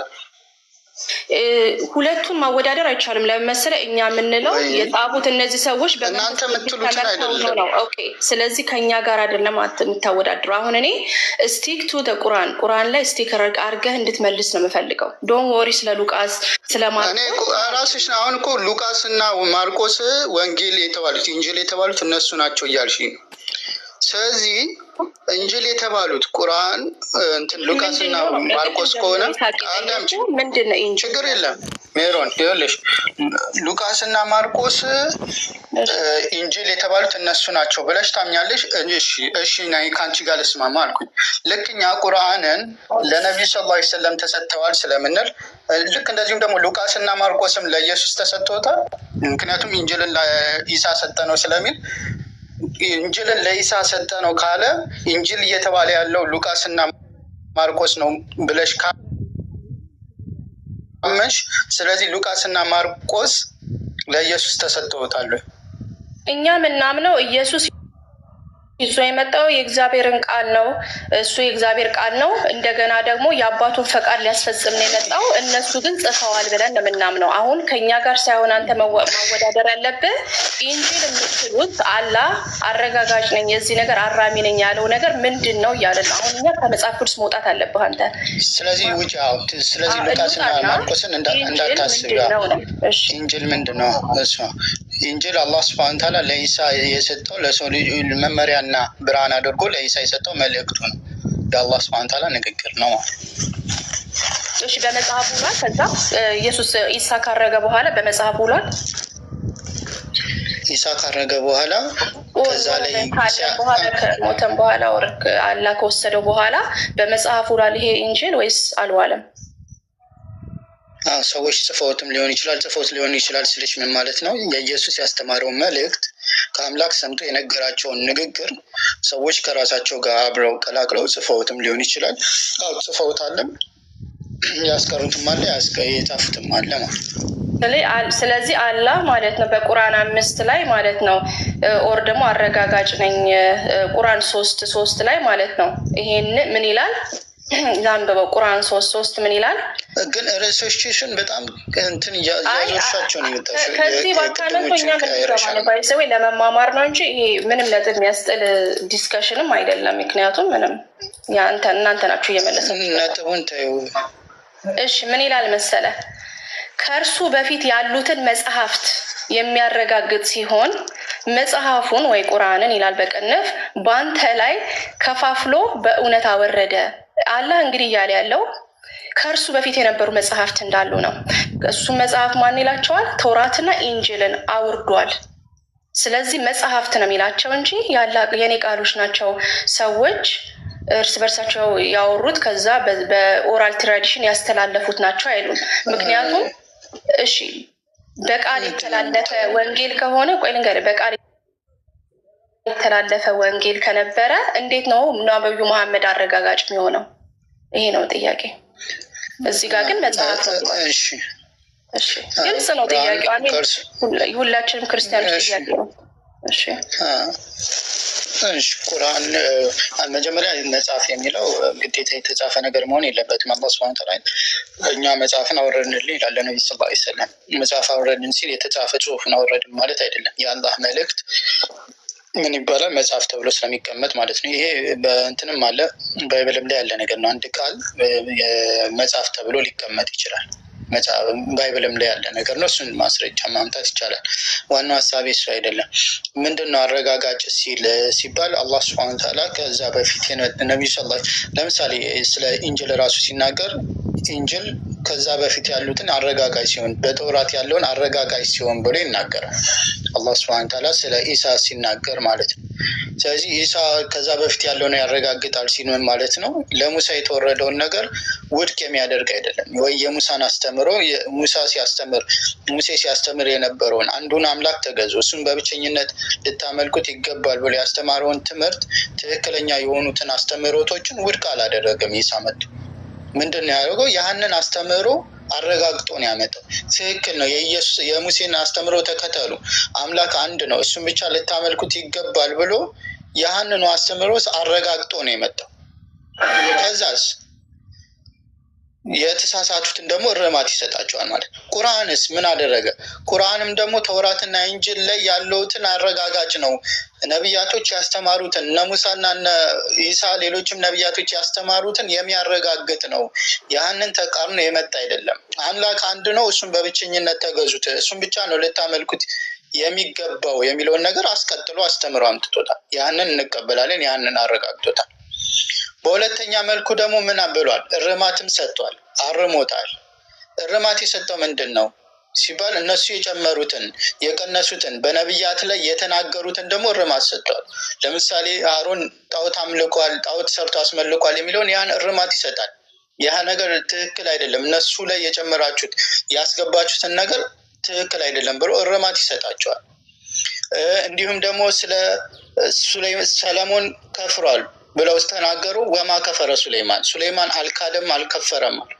አምላክ በ6 ቀን ሰርቶ 7ኛው ቀን አረፈ ብለው ጻፉ። ያንንም እርማት ይሰጣል።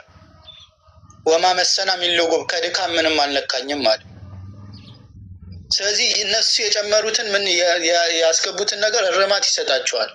ያህንን ደግሞ የመጀመሪያውን ትምህርት ደግሞ ያስቀጥላል ማለት ነው። ስለዚህ ቁርአን ምንድን ነው ከተባለ አረጋጋጭ ነው። ነቢያቶች ሁሉም ወለቀድ በአስና ፊ ኩሊ ኡመቲ ረሱላ አን ያዕቡዱላህ ወጅተኒቡ ጣጉት፣ አላህ ሱብሓነሁ ወተዓላ እያንዳንዱ ህዝብ ላይ መልእክተኛን ልከናል። እነዛ መልእክተኞች አላህን ተገዙ፣ ጣዖታትን ራቁ የሚል ነው። ስለዚህ ሁሉም ነቢያቶች አስተምሮ ያህንን ነው፣ ይህንን ተከተሉ ይላል። ያህንን ነገር ምን ያህል ነው? የሚያረጋግጥ ነው፣ የሚክድ አይደለም። ይህንን ትቀበያለች ማለት ነው። ስለ ነቢያት የተነገረው እነሱ ክፉ ነገር አልሰሩም ብሎ ያረጋግጣል። ውድቅ ደግሞ ያደርጋል።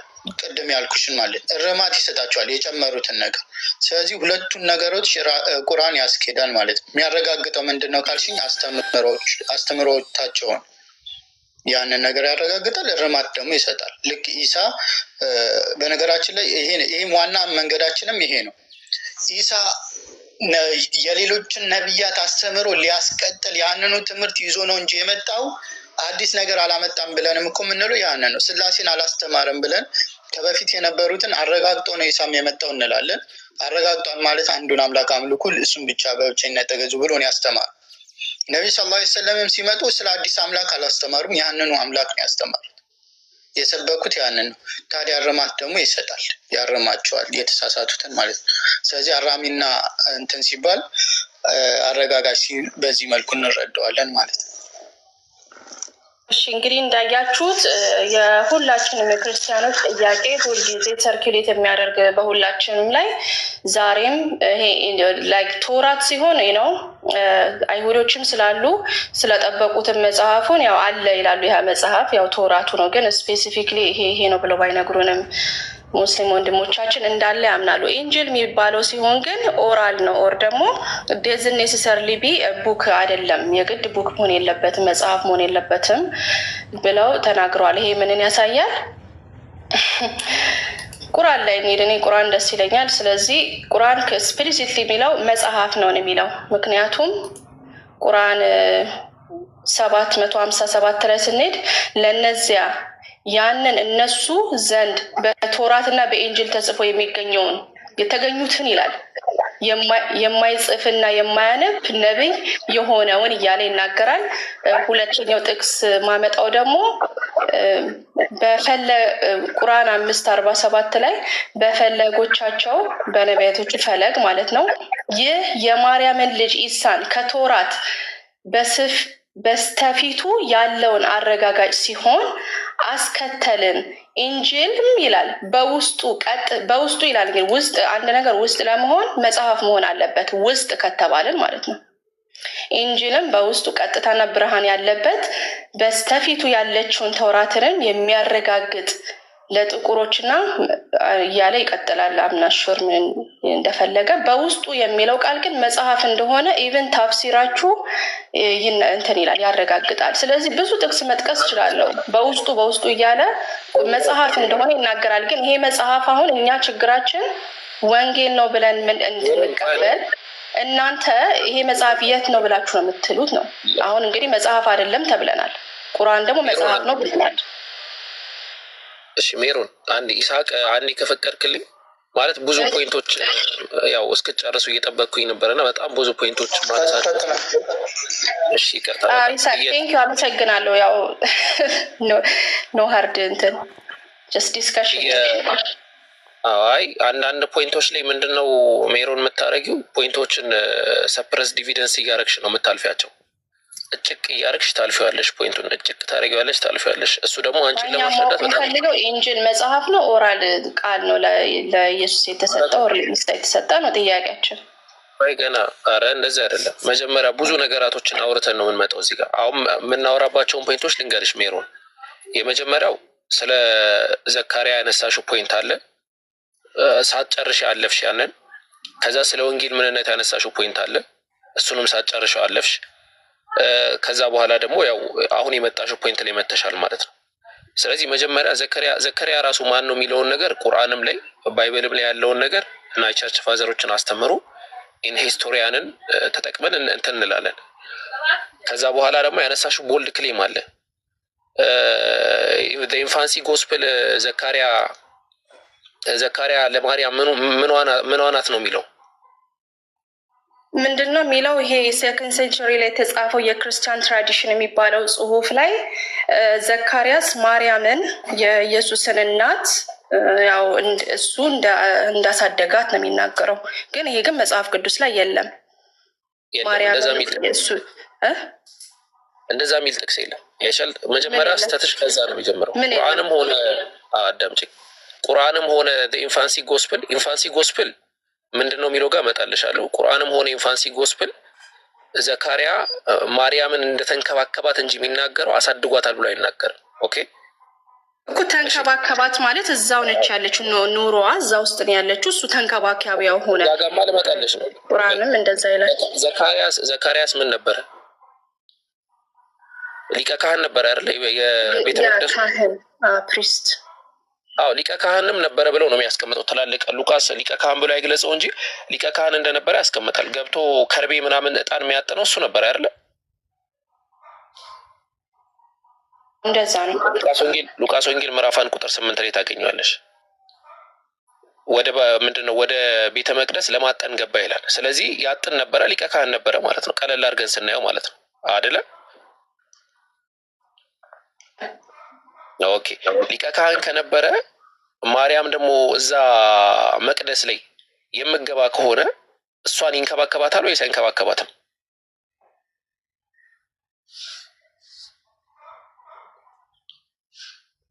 ስቶሪ ተቀየረ። ምንድነው ያደርጋታል የምትለው? እሱ ሊቀ ካህን ስለሆነ ወር ካህን ስለሆነ ቤተ መቅደስ ስትመጣ ምን ያደርጋታል? እንደዛ ነው የሚለው ቁርአን። ይንከባከባታል። አዎ ተንከባካቢዋ ነበረ። ባይብልም ከዛ የተለየ ነገር የለውም። ለምሳሌ ተመልክተሽ ከሆነ የዘካሪያ ሚስት ማርያም የሚባል ጥቅስ የለም። ዘካሪያስ ታሪክ ላይ ማርያም አልተጠቀሰችም። እንደሚያረጋት ዘካሪያ ሚስት ታውቂያለሽ? ላሳይሽ ነው። የዘካሪያ ሚስት ማን ናት? ኤልዛቤት። ኦኬ ኤልዛቤት ለማርያም ምኗ ነበረች? ዘመዷ ናት ይላል። ኖ ሪሌሽኗን ሳይሆን ምንድን ነበር የምታደርግላት ለኤልዛቤት?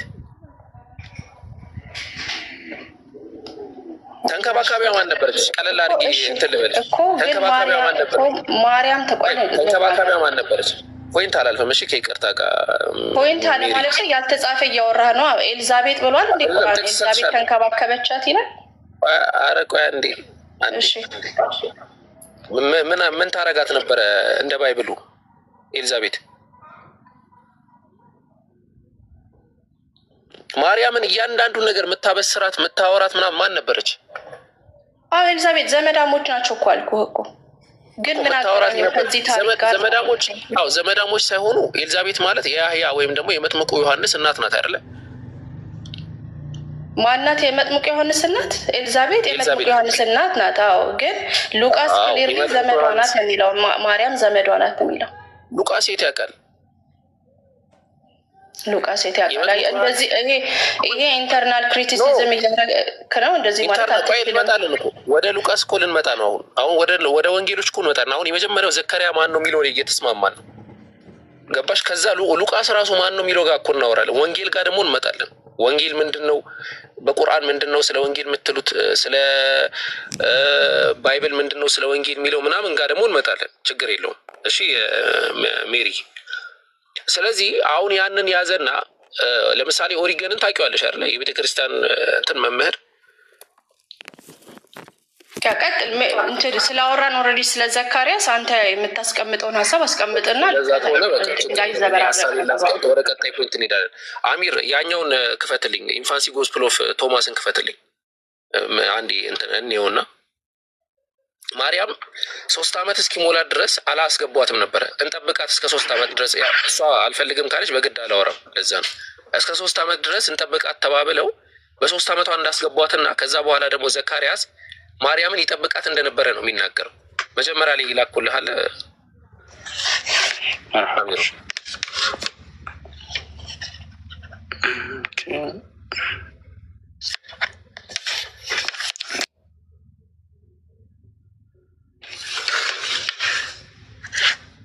ቻፕተር 7 ላይ ክፈተው ወደታች።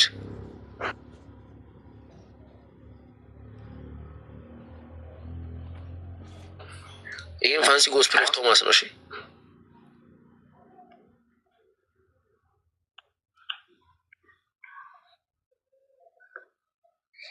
ሰባት ቁጥር የሚል አለ። አሁን 10 ምናምን ላይ ነው። 7 ቁጥር ጋር ሄድ ይታያል ግን ካሜራዬ ኦኬ በቃ እሺ። ኢን her mother were she added ምንድነው ይለው to the child እና the child was 2 years old and ዮአቄም አለ said let us ምንድነው take her up to the temple of the Lord ወደ አምላካችን እንትኑ በቃ ሐሳቡን ካዩት በቂ ነው።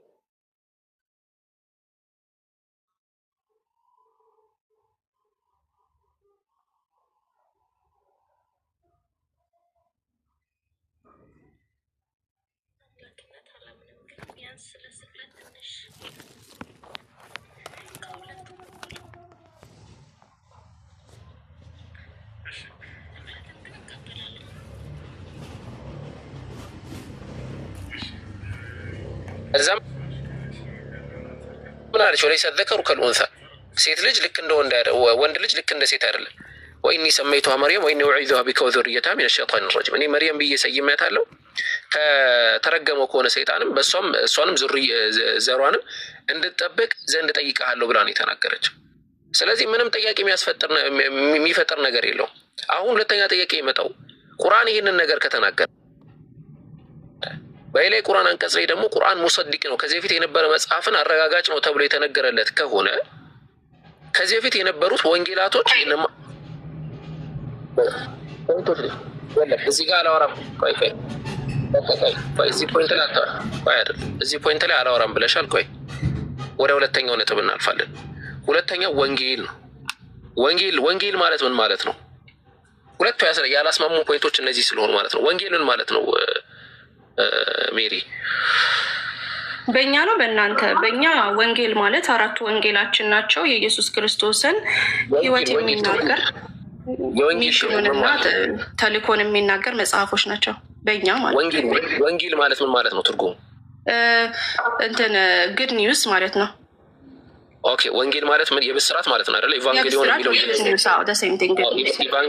ኢቫንጌሊዮን ወይም ደግሞ ኢቫንጌሊዮን ብሎ የሚያስቀምጠው የግሪክ ቃል የብስራት ወይም የብስራት ማለት ነው፣ ሊትራሊ ማለት ነው።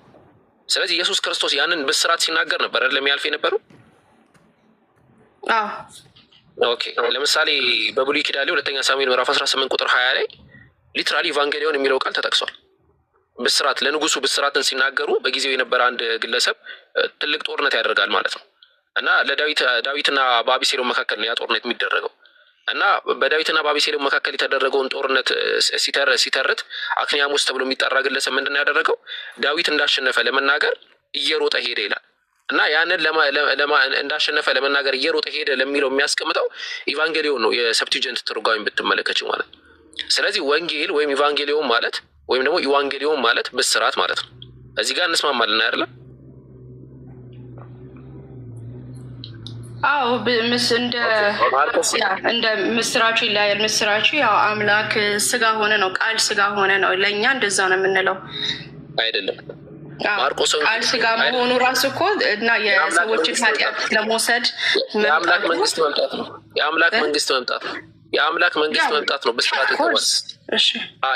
የአምላክ መንግስት ደግሞ ሙስሊሞች ናቸው። የሙስሊሞች መምጣት ነው። ማርቆስ ወንጌል ምዕራፍ 1 ከቁጥር 14 ክፈትላት አሚር። ፊክሽን አይደለም የምነግርሽ፣ በደንብ አድርገሽ አዳምጪኝ ሜሮን። ሊትራሊ ወላሂ የሙስሊሞች መምጣት ነው የምስራችሁ ማለት ነው። ማርቆስ ወንጌል ምዕራፍ 1 ከቁጥር 14 ጀምሮ ስትመለከተው ዮሐንስም አልፎ ከተሰጠ በኋላ ኢየሱስ የእግዚአብሔር መንግስትን ወንጌል እየሰበከ ዘመኑ ተፈጽሟል፣ የእግዚአብሔር መንግስት ቀርባለች፣ ንስሐ ግቡ፣ በወንጌልም እመኑ እያለ ወደ ገሊላ መጣል። ምንድን ነው ኢየሱስ ክርስቶስ እዚህ ጋር እያለ እየሰበከ የመጣው ካላችሁ፣ የእግዚአብሔር መንግስት ቀርባለች እያለ ነው።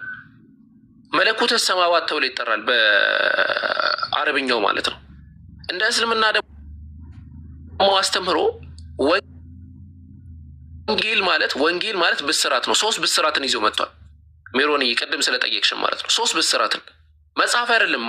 ወንጌል የምንለው ነገር ሊትራሊ ይሄ ጂኖሎጂ ያለው ምናምን መጽሐፍ ታሪክ ምናምን አይደለም። ይስሐቅ በደንብ ቅድም ስላብራራው ማለት በውስጡ 3 ነገርን ያቀፈ ነው።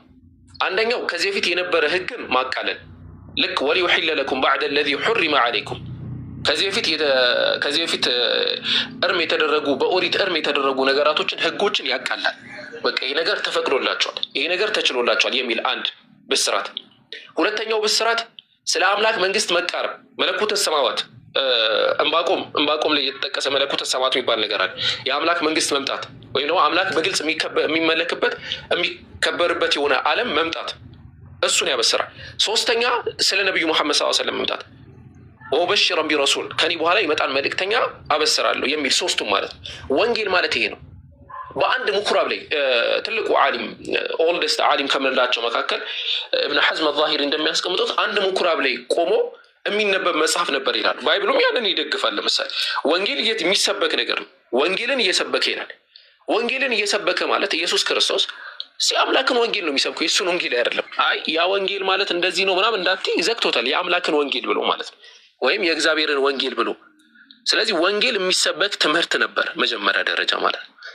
ከዛ ያ ወንጌል ኢቫንጌሊዮን የሚለው ነገር በግሪኮች እንዲሁም ደግሞ በዛ ዘመን በነበሩ አይሁዶች ዘንድ ፋሚሊየር ነው ቃሉ፣ ለጥሩ ነገር ይጠቀሙበታል። ጳውሎስ መጣና ገለበጠው ሮሜ ምዕራፍ 1 ቁጥር 1 ላይ ማለት ነው። የምን የኢየሱስ ክርስቶስ አስተምህሮ ምናምን ነዋል። ወንጌል ማለት ራሱ ኢየሱስ ነዋል። እሱ ራሱ መወለዱ ለኛ ወንጌል ነዋል። ይህ አሁን ሁለተኛ ቦልድ አይዲያ ነው። የትም ያሌለ ነቢያት ያላስተማሩት አስተምሮ ኢየሱስም ያላስተማረውን ነገር ኢየሱስ ወንጌልን አስተምሮ እንደሄደ ነው የሚያውቀው። ለምሳሌ እኔ የምናገረው ነገር ወንጌል ከሆነ ወንጌልን ኦልሬዲ ሰብቻለሁ። ይስሐቅ ወንጌልን ሰብኳል። ሰብከን ከሄድን በኋላ የምን የሰበኩት ነገር ራሳቸው ወንጌል ናቸው ተባለ። ከዛ ምን የሚባል ነገር ተፈጠረ? ቅድም የከፈትኩልህን እንትኑን ክፈትልኝ አሚሮ፣ የላኩልህን ፎቶች ሜሪ ትንሽ ታክሰሽ አዳምጪኝ። ሀሳቦች ምናምን ሲኖሩሽ እንትን ታቀርቢልኛለሽ። ከዛ ምን የሚባል ነገር መጣ? ካኖናይዜሽን የሚባል ነገር መጣ፣ ወይ ደግሞ የወንጌላቶች መጽሐፍ የሚባል ነገር መጣ፣ ካንን ከመደረግ በፊት ማለት ነው። ስለዚህ የወንጌል ነገር ሲመጣ ወንጌል የሚባል የምናውቀው ነገር አለ። ለምሳሌ የሆነ ኢንሲደንት አለ። ምን የሚባል ኢንሲደንት? ለምሳሌ አበበችን ገደላት። ኢንሲደንት ነው፣ አንድ ኢንሲደንት ማለት ነው። ከዛ ይስሐቅ ይመጣና አበበችን የገደላት በእርግጫ ነው ይላል። አቡበከር ይመጣና አበበችን የገደላት በቦክስ ነው ይላል። ኖ ስሚዝ ይመጣና አበበችን የገደላት በጥይት ነው ይላል። አሚር ይመጣና ኖ አበበችን የገደላት ሰድቧት ነው ይላል። ከዛ ባቢሎን ይመጣና ይህንን ሀሳብ አንድ ላይ ያደረገው ነው። ከአቡበከር አንጻር አበበች የተገደለችው በቦክስ ነው። ከይስሐቅ አንጻር አበበች የተገደለችው በእርግጫ ነው። ከአሚር አንጻር አበበች የተገደለችው በስድብ ነው። ከዛ አንደኛ እንደዛ ይለናል ማለት ነው ባቢሎን። ልክ እንደዛ ሲለን ያ ነገር ይጻፋል። ምን ተብሎ ጆን ላይ ነው ያለው አይደለ? ኦኬ ትልቅ ላይ አድርገው ምን እንደሚል እናብበው። the gospel according to the saint John አለ። ምን ማለት ነው ሜሮን?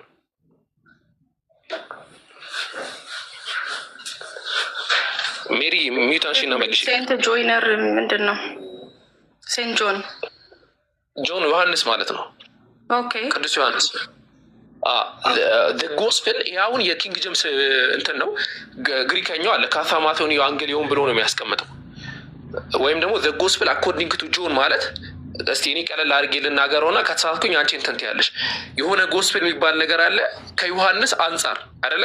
እንደ ቅዱስ ዮሐንስ ወይ ደግሞ በሱ መሰረት ማለት ነው አይደለ?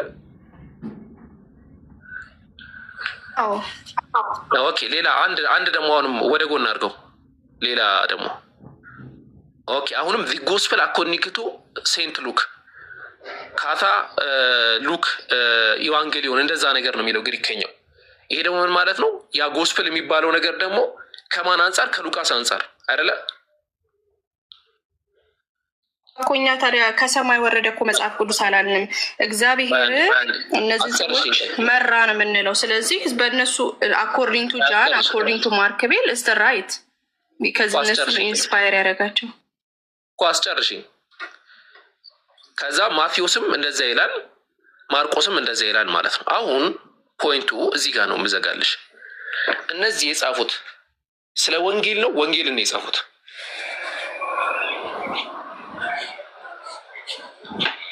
ስለ ወንጌል ነው፣ ስለ ወንጌል ነው፣ ወንጌልን ነው የጻፉት።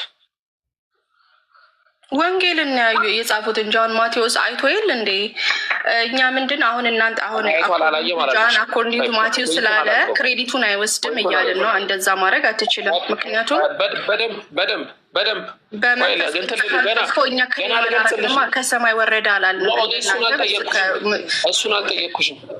ስለዚህ ችግር የለውም። በሰው እኔ በሰው ለምን ተጻፈ አይደለም ኢንስፓየር አረጋቸው ነው የተባለው። እነዚህ ሰዎች ሪል ዊትነሶች ናቸው ነው ፖይንቱ። ለነበረው ነገር ሪል ዊትነሶች ናቸው። ተአምር ያደረገው ስራውን የሰራው ግን ክርስቶስ ነው። ስለዚህ ስለ ወንጌል ነው ወንጌልን የጻፉት። ስለ ወንጌል ነው ወንጌልን የጻፉት። ወንጌልን የጻፉት እንጂ በደንብ አድርገው እንደርኮ ኢየሱስ ክርስቶስ ነው የተናገራቸውን ያደረጋቸውን ሁሉን ነገር ጽፈውልናል አይደል? እንዴ ለመዳናችን ዋናው ፖይንቱ ምን መሰለህ? ወንጌል ምዕራፍ 1 ቁጥር 1 ክፈትልን። አሜን። እሺ ፖይንቱ ምንድን ነው? ኢየሱስ ክርስቶስ በሰማይ ወርዶ መጥቶ ለሰው ልጆች ሞቶ መሰቀሉን ዘግበዋል አይደል? ተናግረዋል፣ አይተውናል። እንመጣበታለን። ይሄ ነው ወንጌላችን፣ ይሄ ነው። ሌላ የተለየ ወንጌል አይደለም። ይሄ ሰው ስሪት ነው። ይሄ አንቺ አእምሮ ላይ ያለ ነገር ነው። ስሪት አይደለም። ኦልሬዲ ሀፕን ያደረገ ነገር ስለሆነ ስሪት አይደለም። ሉቃስ ምዕራፍ 1 ቁጥር 1 ክፈትልን። ኦኬ በእኛ መካከል ስለተፈጸሙ ነገራቶች ብዙዎች ታሪክን የተቻላቸውን ያህል ጽፈው ይገኛል አለ። ታሪክ የተባለው እዚህ ጋር ወንጌል ነው አይደለም?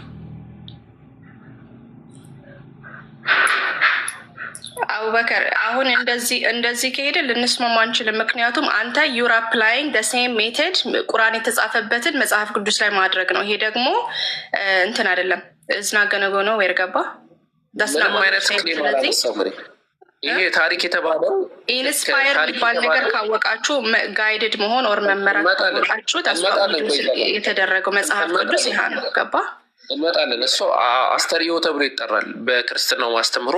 ሰዎች የጽፉትን ግን መንፈስ ቅዱስ ነው ጋይድ ያደረጋቸው የመራቸው። ስለዚህ ማለት ነው ይቅርታ ጋልጠይቅሽም ቆይ ብዙዎች ታሪክን አዘጋጅተዋል ሲል ሉቃስ ታሪክን እያለ ያለው እንትንን ነው አይደለ? ወንጌልን ነው አይደለ?